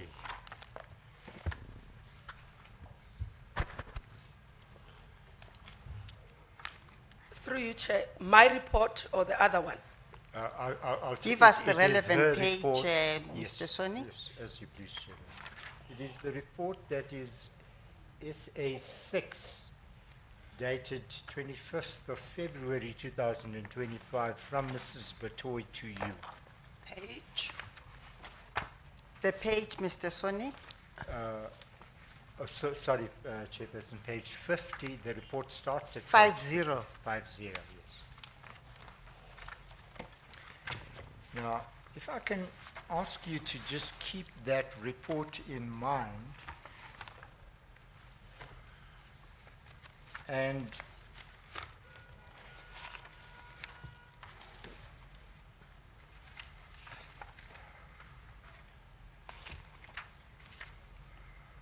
look at the issue that Ms. Betoy raises at paragraph 7.3 of her report. Now, I'll just read it very quickly for the purposes of my cross-examination. This says, in the normal course of investigation, a crime scene will be attended to by members of the South African Police Service as soon as it is discovered. A crime scene is photographed, a post-mortem examination performed on the deceased, witness statements obtained, etc. The investigation of TRC cases in most cases requires that a docket be reconstructed because the crime docket, which would have contained all the required information to inform a crime was either destroyed, missing, or misplaced. Now that is Ms. Betoy's description of how investigations ordinarily take place. I'm just, that is her description. I'm not Correct. asking you to agree with it, I'm just saying that is the description. And what it says is central to the investigation is the investigator. I see you shake your head. Does that mean that's... I'm trying to follow. I don't know whether it's a question. Yes, it is. Okay. I might have missed. What Now I'm is the saying question? central to what is said at 7.3 is that it is the investigator who does those things. Correct. Now, can I ask you to please look at paragraph 4.1 of Ms. Betoy's report, which is at page 52.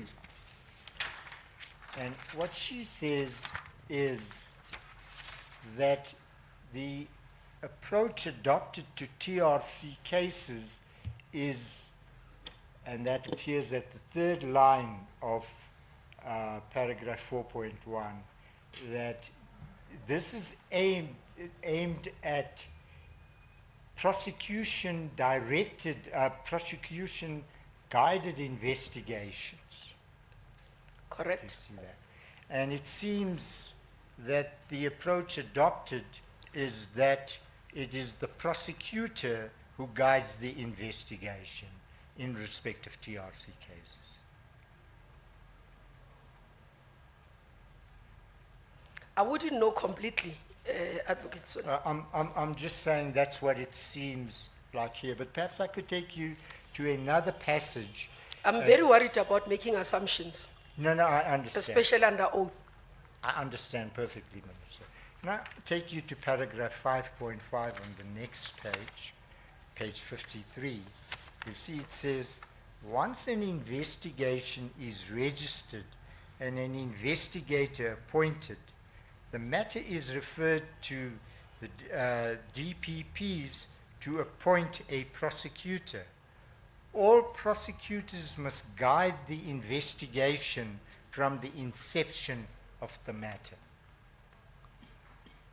I'm saying now that that makes it very clear that it is the prosecutor who guides the investigation.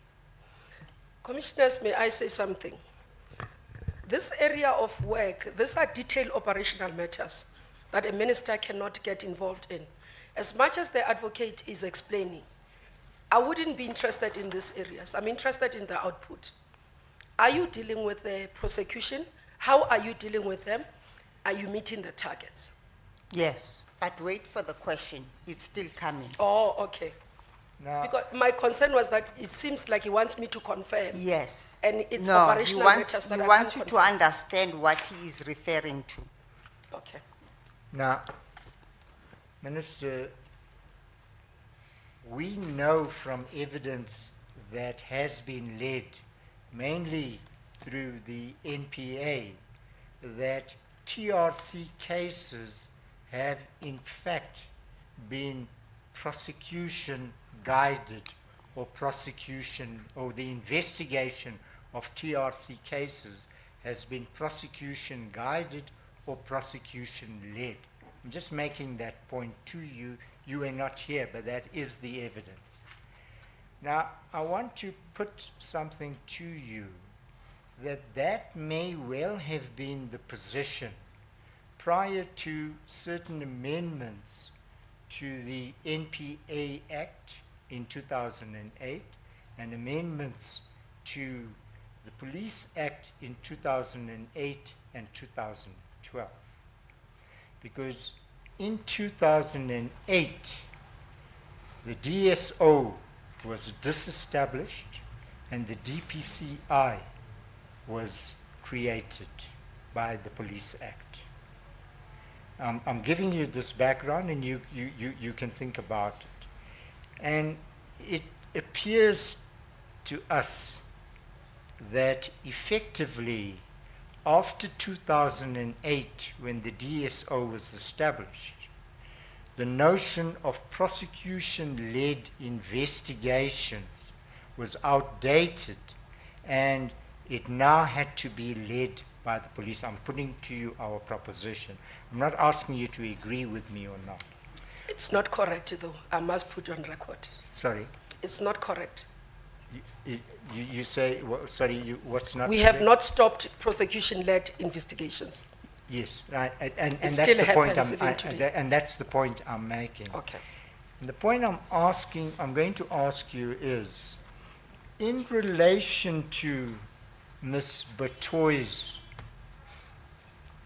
report to you, have you come across any indication that in view of the changes that were effected to the Police Act in 2008 and in 2012, that the notion of prosecution-guided or prosecution-led investigations in respect of TRC matters is no longer consistent with the powers granted to the police and the removal of certain powers from the NPA?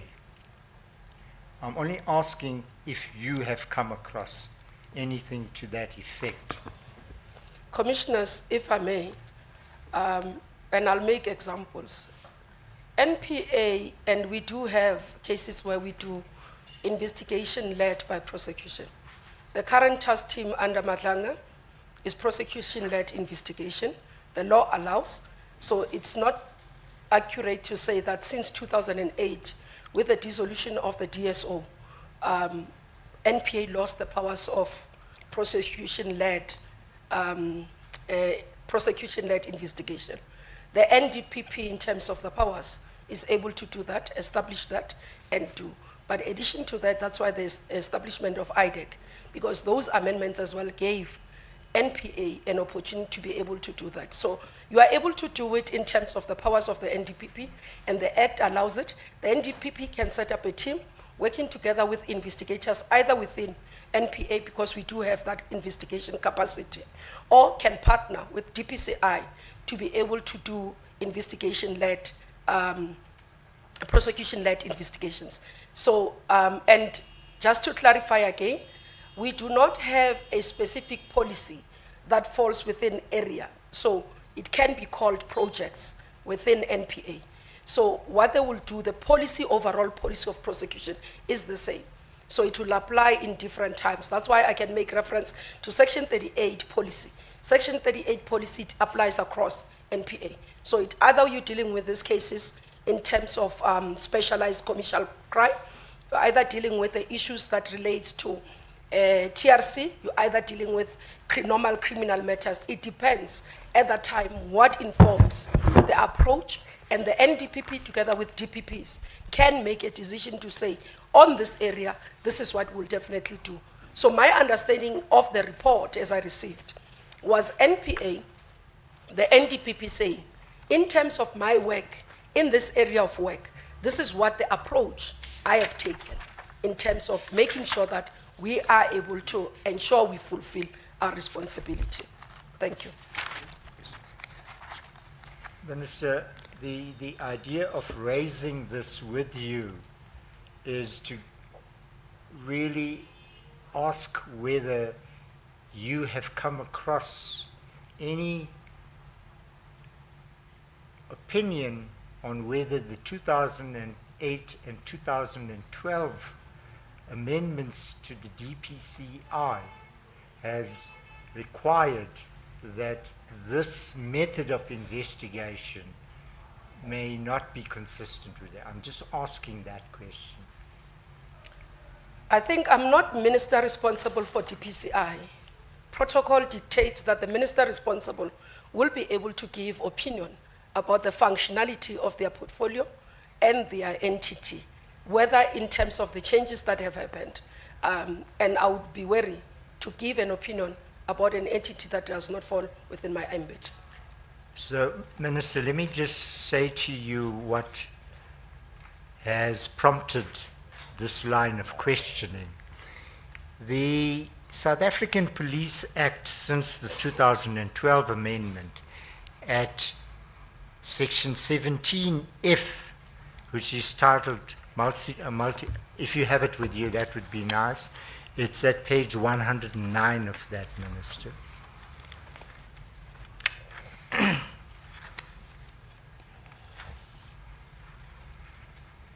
What is the section again? 17F, Commissioner. There are no pages on this thing. They're not numbered. I think on the Your top bundles- right-hand side The in bundles black. are not numbered, what No. I have as a file.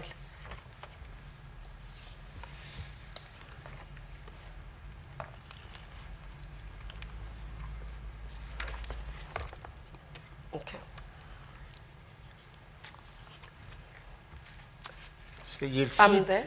Thank you. Okay, and you'll see that these, by the way, are the powers of the DPCI. It says, subsection 1 of 17F says, government departments or institutions shall, when required to do so, take reasonable steps to assist the directorate, and directorate here is DPCI, in the achievement of its objectives. But it is subsection 4 that I want to especially draw your attention. And that says, the National Director of Public Prosecutions must ensure that a dedicated component of prosecutions is available to assist and cooperate with members of the Directorate in conducting its investigations. And a point I want to make is, it is the prosecutors who will assist, but the investigations will be done by the investigators of the DPCI. Now, I just want to ask again, in the light of these amendments, and I have to say to you, Minister, now that you mentioned the Mandlaga Commission, it is the very issue that is the focus of attention, where the powers granted to certain sections, for example, IDEC, and IDEC in that matter has the power to investigate under certain conditions, and that's an issue there. And we just thought that maybe we need to look again at the way TRC matters, which started in 2003 with prosecution-led investigations, whether since the amendments that approach is still correct. And I just raised that with you so that at the end of the day, the Commission would make a decision on this issue. And I thought I'd give you the opportunity to comment on it because it is contained in Ms. Batoy's report to you. Thank you, Commissioners. I think the first thing, if we look at that section 17F, 1 on government departments. Yes, it does provide for us to provide support. But the support, for example, if DPCI needs support from Minister of Justice, it will be the Minister of Police that writes to the Minister of Justice. So Minister of Justice doesn't jump from Department of Justice and Constitutional Development and go directly to DPCI without the Minister. So that's the correct procedure in how it's done, in terms of how support can be required. But in terms of the heads of institutions, the two heads of institution are able to partner and work together. We've got what we call net joints and joint operation. You'd remember, Chair, during COVID and other times where we have a potential heightened of criminal activities, we have what we call fusion center. That's where all the heads of institutions that are fighting crime as law enforcers sit. And in that, they are able to jointly operate, understand where the parameters of work are happening, and collaborate in that matter. but they would be able to explain in detail, because that is done at an operational level. It does not involve the ministers, and it shouldn't involve the ministers at this level. Yes. Chairperson, I accept. I just wanted to draw the Minister's attention to the fact that, well, perhaps I should put the question. Minister, I raised this matter with you purely on the basis that in terms of Section 179(6) of the Constitution, you have overall oversight of the NDPP. And although you can't interfere in operational matters, as you correctly say, it is a matter that perhaps needs to be looked at. And I'm just raising that to you and using this opportunity to do so. It is agreed, Chair, and hence I'm making examples of cooperation. So if we look at this legislation, I can practically give examples of that cooperation that is envisaged by this Act.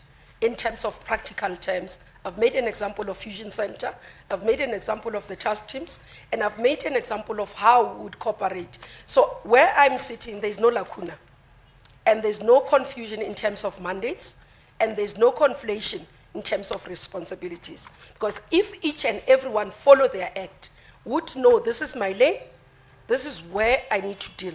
What we should not do is amend laws, change policies because of an individual that has acted inappropriately.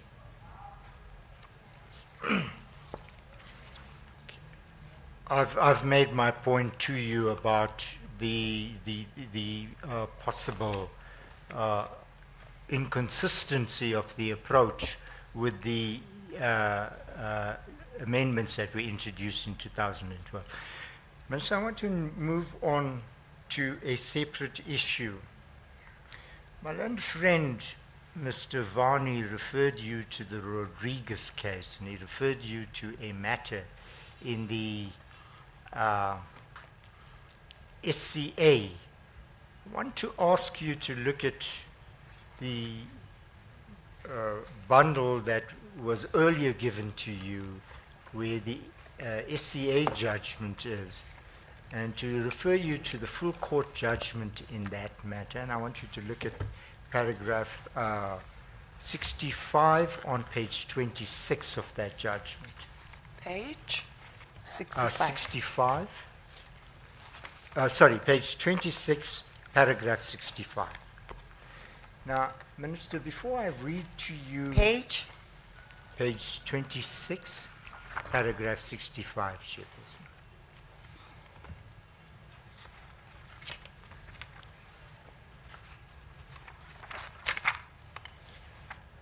Now, Minister, before I deal with the passage that I want to refer you to, may I just point out that based on the evidence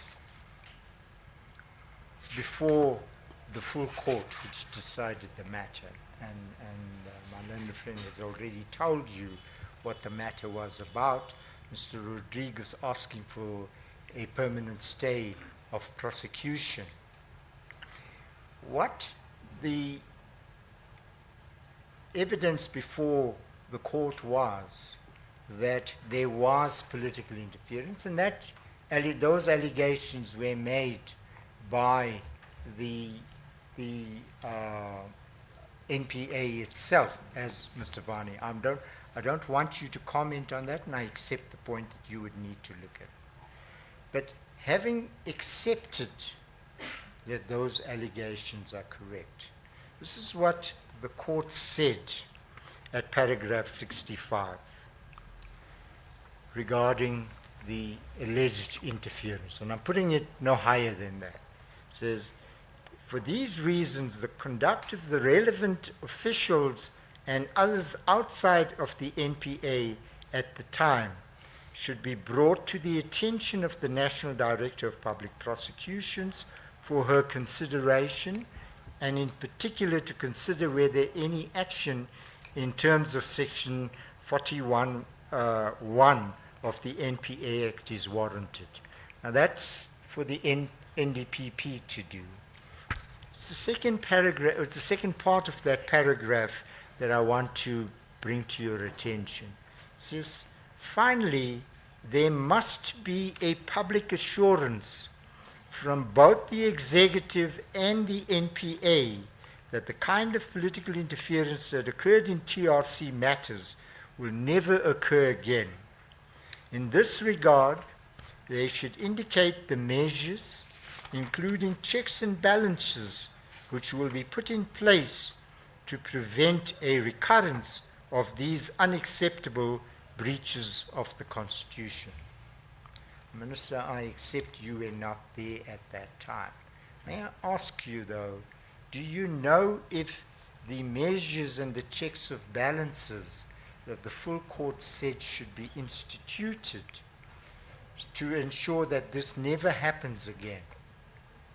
Do you know if there are such checks and balances? Commissioners, can I start first? Advocate Sonny says, having accepted that the comments are correct. I don't remember accepting that. I do not accept that No, the comments it's not are correct. you, the court. Or not me. Okay. The court. Because he made it as if it's Yes, me. it's So I the want court. it to be on record. I thought I heard him saying, I have accepted. No, no, no. Okay, I didn't, thank you. Thank you for that. I'm comforted. Advocate Sonny, the issue for me here, as I said at the beginning, when Advocate Moroka was leading me through the evidence, is that I've not dealt with this matter. I had not knowledge until we had to compile these documents and started working on the processes. That's the first issue. Second issue of it is that the minister that is responsible for this is still here and would have to give assurances. What I can account for is my tenure, what I have done, which I do believe that I've given the assurances to this commission of the work. Firstly, arriving in the portfolio, asking for the report, looking at the areas where there are gaps, closing those gaps, ensuring that the work happens, assuring NPA of its work independently without interference, and I can assure you, Chair, you can call all of them here. They will attest. I've never interfered and have no intention of ever interfering with the work of the NPA to do their work. What I provide is support, and I can assure you that in terms of my work, we found that the alleged individuals did not agree to come to court because they were not provided with legal support. And that was delaying the processes. I then agreed to amend legal aid, South Africa's policy, so that we can allow the individuals to be supported to go to court in terms of our constitution. Number two, their families were not supported to go and hear the matters. I have ensured that they are supported to go. All those applications that have arrived on my desk, I can assure you, commissioners, within 48 hours, they were signed off. If you look at the record of their arrival in my office and the record of signature and out of my office, is less than 48 hours. So in terms of efficiency, I have ensured that there is, I can account for my work, I can account for the work that I needed to do, but not only in terms of prosecution, but in terms of the implementation of the entire TRC report, including ensuring that the turnaround time of the housing reparation is done in time. When I found that the people who needed to get their once-off reparations have not, and there are 4,000 that have been sitting for years without, we went as far as saying, let's advertise in the newspapers so that that can be. That's the assurance I give to this commission, an account of my work and my involvement under my leadership, both in terms of the department and NPA on the work of the TRC. Further than that, unfortunately, I will not be able to assist. Minister, even a yes or no could assist. Have you come across whether these checks and balances that the court speaks about have been effected? Do you know? Don't you know? Chairperson, yes or no, it will be difficult because you've got to know which checks and balances needs to be in place. That the court is speaking about here. As I had alluded, Chair, What was read to you? as I alluded, that this was not brought to my attention, the context, I'll have to go back and understand the context. I got the summaries of the documents. And that's why, for me, I'm accounting to say, when I was briefed, including NPA, never raised the issue of interference with me at all. Yes. Miss Minister, I think as I understand your evidence is that, in short, you are not aware of any measures that were put in place in this regard, since it was before your time. Am I Chair. correct? Correct, Chair. Minister, just to conclude that, and I don't want to take it further than it is, but just to conclude that it's now been brought to your attention that the executive and the NDPP are required to put in place measures. It's now been brought to your attention. I take it you will attend to it. Chair, Commissioners, currently If I I do may, believe Chair. that measures are in place. As I explained, that I receive regular reports in terms of progress of what needs to be done, in terms of the TRC inquiries. I have provided evidence to the Commission since my arrival of what I have signed.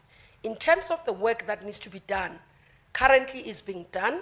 In terms of allowing NPA to be independent without interference, as the Minister, I assure this Commission, there's not been independence.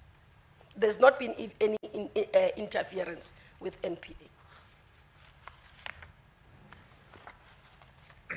Minister, may I then get to the third and thankfully the last issue I want, last set of issues I want to raise with you.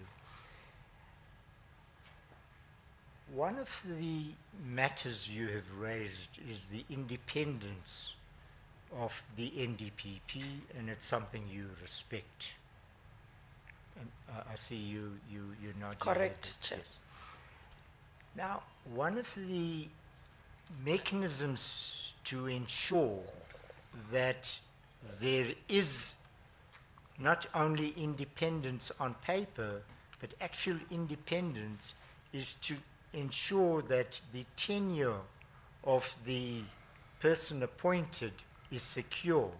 So, for example, Section 12 of the NPA Act provides that the NPA shall be appointed for a period of 10 years or until he or she reaches the age of 65.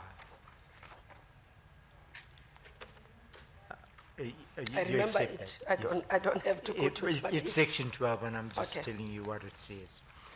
Now, I just want to, in the light of that requirement and in the light of the fact of independence being tied to security of tenure, similarly with judges, I just want to point out the following to you and ask your comment on it.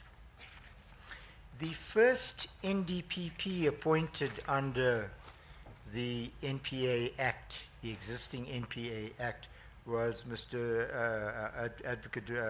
Mr. Bulelani Nguka, and he was appointed in 1998, and he left the position of NDPP in 2004. So he served for 6 years. The next NDPP was Advocate Pikoli, who served from 2005 to 2007. It's a period of about 2 years. The next NDPP, who was in an acting position throughout his tenure, was Advocate Mshe, who occupied the position from 2007 to 2009. Then Advocate Similane was appointed in 2009, and he was removed by virtue of a constitutional court order from that position in 2012. Then Advocate Nkosana occupied the position of NDPP for a period of 2 years from 2013 to 2015. Then Advocate Abrahams occupied the position from 2015 to 2018, a period of 3 years. And Advocate Petoi occupied the position from 2019 to 2026. As I understand it, she didn't serve the full 10 years because she had reached retirement age. And now, of course, we have Advocate Matubi, who's just been appointed. Now, it seems, well, the only person from 1998 who served a full term of office was Advocate Petoi.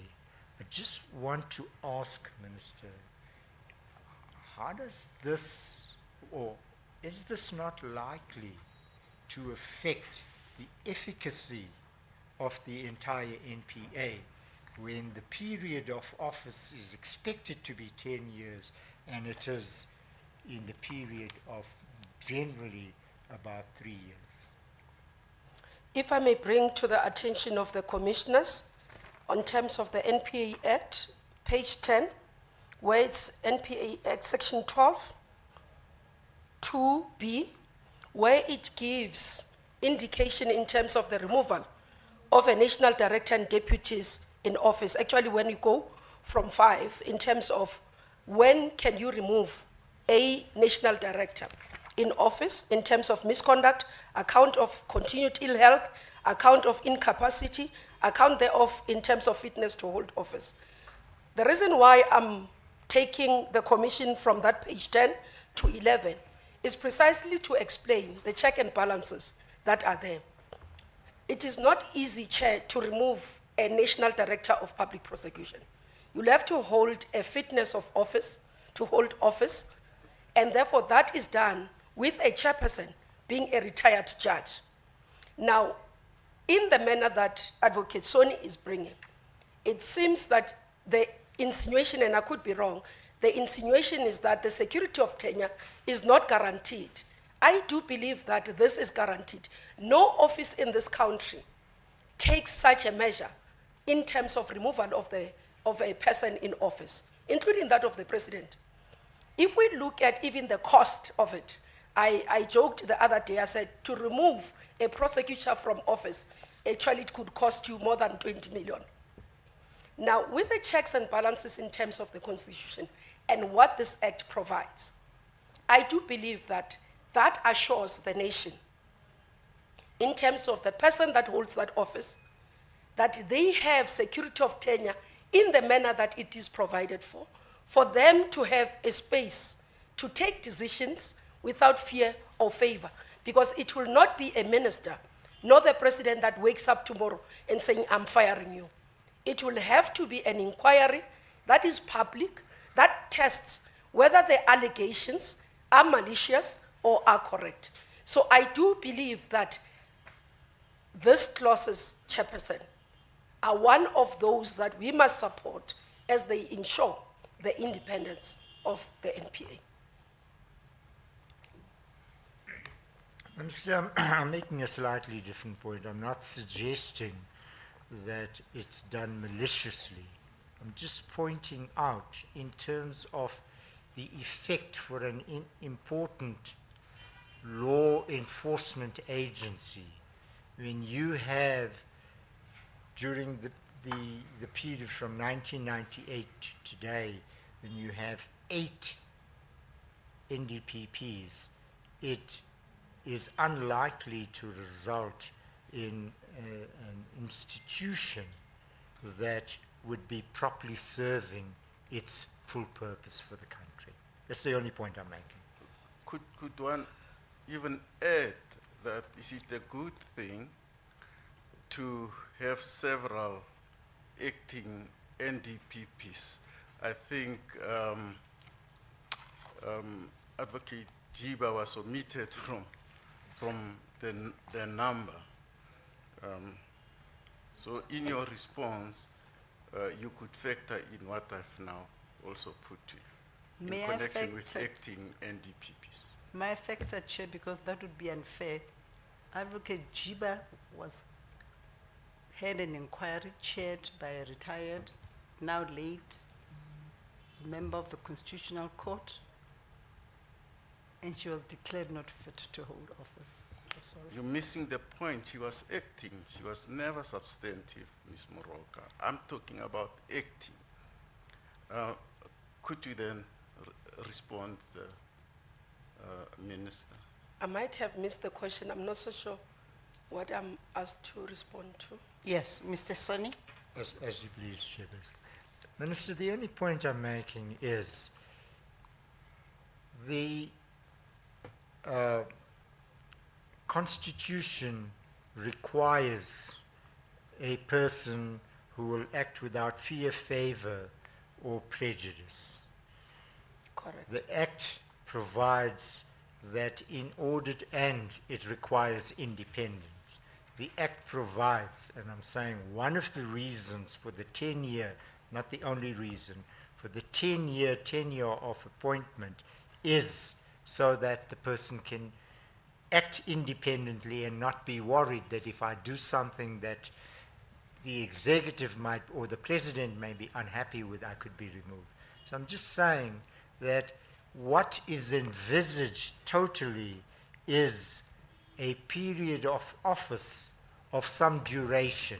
Doesn't necessarily need to be 10.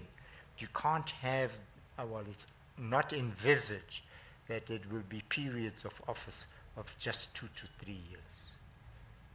And is that not a matter? The proposal to reduce, I'm battling to hear you. Oh, Is it the proposal to reduce the years no, from 10 years? no. I'm saying the fact that persons serve for such short duration can't be good for the NDPP. I'm lost. Person who are short, meaning as acting, they are not good for NDPP. No. Minister, let me start again. And it's not a criticism of you, I'm just... No, I wa- don't take it that way. But I'm trying to understand so that I Yes, can I help the understand. Commission. So the Act envisages that when a person is appointed as NDPP, the person will be appointed for a period of 10 years, and it is expected that the person, unless the person is removed from office, will serve the full 10 years. Correct.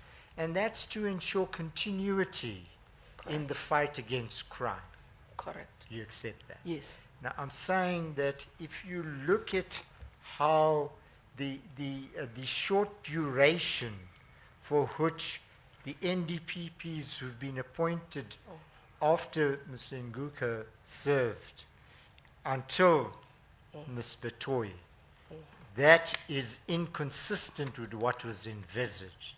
And I'm just bringing that to your attention so that one can say, well, to the extent that the NDPP may not have been performing, that's a factor to take into account. Would you accept that? Maybe let me I hope I understand it correctly, Advocate Sonia. The issue of security of tenure can be informed by different issues, especially when you look at the durations. When you appoint, I sit and appoint quite regularly, and even in various capacities, whether you're appointing judges, you're appointing magistrates, you can never determine that I'm appointing for a person to leave, commissioners. You appoint in the belief that this person is going to fulfill their responsibilities and they are going to do their work.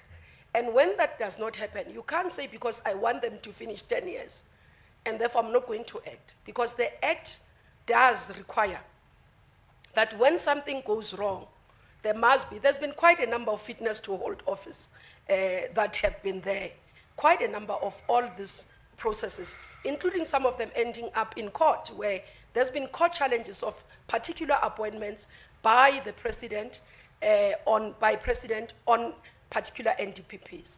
And one of the issues that President Ramaphosa looked at, for example, was that perhaps there is a need for us to look at how we appoint. And as a test, then a panel was put together when Advocate Batoyi was appointed. It was public, it was transparent, and therefore the appointment. We would have tried to do the same when Advocate Batoi was going on retirement to try and find and open it in a process. So those are things that will continue to upgrade, will continue to review in terms of legislation where the requirements is.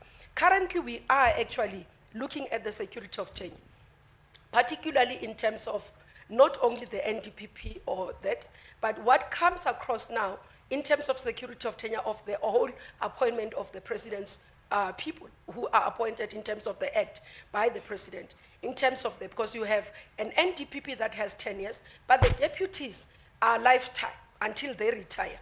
So that is an inconsistency that we have found, that we are looking at. In terms of the NDPP, we do believe that the current provision does give us a leeway. There are those who are proposing that maybe you must extend it to 70 years, like you do with the judges. Others are saying, no, 65 is correct.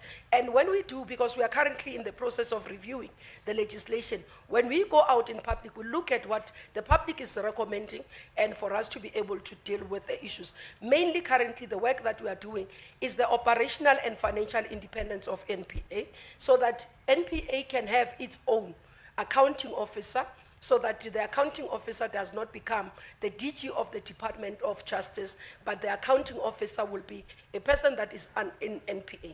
But in terms of the proposal as well, looking at the constitutional imperative, the minister will remain, because that's the constitutional responsibility of ensuring access to justice as well.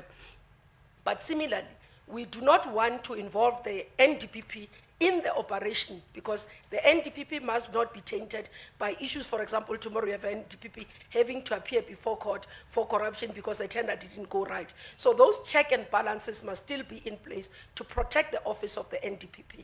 I hope I'm assisting Advocate Vani to my best ability and to the Commission. Sonny, sorry, I said Advocate Vani, Advocate Sonny. Minister, let me assure you that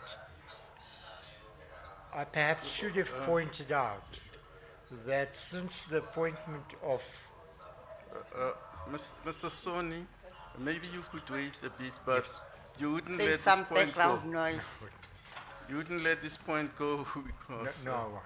it seems we're not going to get anywhere, and you might wish to address it at a later stage. Yes, I don't know. I'm not stopping. No. I think you have been answered, Mr. Soni, Yes. in so many words, that As it is you an please. issue that has come to the attention of those who are charged with it and they're addressing it. As you please, Chairperson. Chairperson, we don't have any more questions.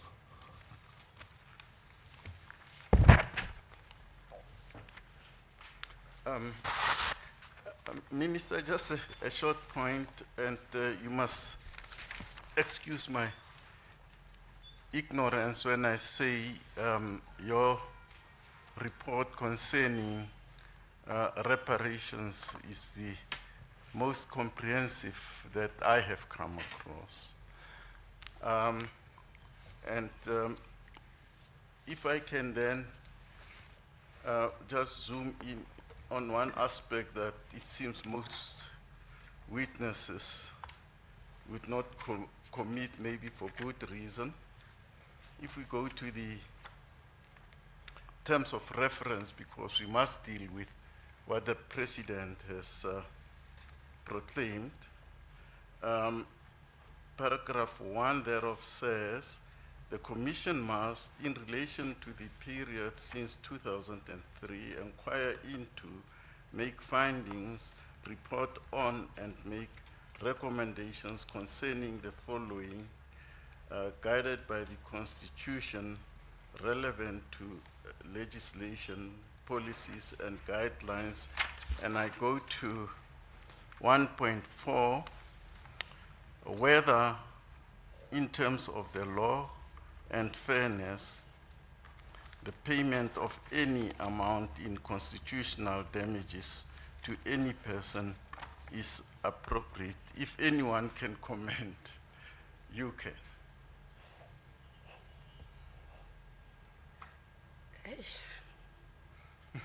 Was that an aish? It is, Commissioner, it's very difficult for me to comment on that. in light of my role. As the advisor to the president. Yes. I am finding it difficult to answer that question. I don't know if I'll be in trouble. Have I answered myself? My issue is, let me explain so that I don't want to get into trouble, having not cooperated. My difficulty is that that's one of the areas that we are requesting guidance from the commission. Now, if I can have an opinion now, when the report comes, public can say, will she implement it because she's already had an opinion? And that's what I'm running away from. Because once you make a recommendation, the president will be sending that to me as Minister of Justice to implement Commissioner. And that's why my difficulty of saying the opinion, I don't know if I get into trouble for that. Because I don't want the public tomorrow to say, we don't trust her because she had an opinion. Let's say my opinion says there shouldn't be. Then if the commission says, yes, go ahead, how will the public trust me to enforce that when I had an opinion? It will create doubts in the public domain about my commitment to implementing. And if tomorrow there are difficulties, people will not trust the difficulties, to be honest. They will say she's putting the barriers because she never in the first place believed in this thing. Yes. No. Thank you. Maybe you are justified to run for the mountains, Mr. Thank you. I'm indebted to you, Commissioner. Ms. Moroka, any re-examination? You were asked questions about the Rodriguez judgment and whether matters that were recommended there or mentioned in the Rodriguez judgment were taken up. You do not know, you don't have personal knowledge about the fact that Ms. Batoyi wrote to Minister Lamola about these issues. No, as I said, the memo never brought to my attention. And you do not know how she responded and what issues she, or processes she put in place in response thereof. And I can confirm, commissioners, that in terms of our records, we couldn't find anything that suggests that there's been anything that has been done in that regard. That would have even given me a leeway, because trigger for something you would have to do, it's either you are briefed or you receive a document about it. And I had no such in front of me, and that's why I believe that what I'm given and seeing the progress, I confirm that I'm seeing the progress, and therefore the work continues and nothing is on the way for them to do their work. And you've said it a number of times that it would be better to ask people who, the people involved, those questions instead of the questions being directed to you. Correct, commissioners. I understand that the ministers and the NDPPs, either previous and current, are coming before including the director generals, are coming before the commission. And there would be better place to be able to give those details where I couldn't give personal account of them as the current city minister. Thank you. Thank you, Chair. Thank you. Thank you, Mr. Minister, for having accommodated the commission in your busy schedule. We appreciate your evidence. You are now excused as a witness. Thank you very much, commissioners. I really appreciate it, and I'm glad to help.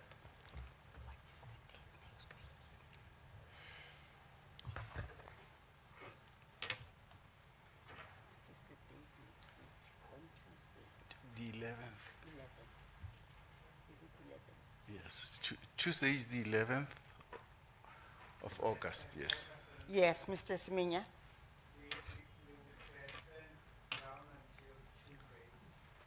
Your microphone, please. Chair, we are to postpone until Tuesday, given a Monday as a It's a public holiday. Yes. These proceedings are adjourned until Tuesday at 10 o'clock.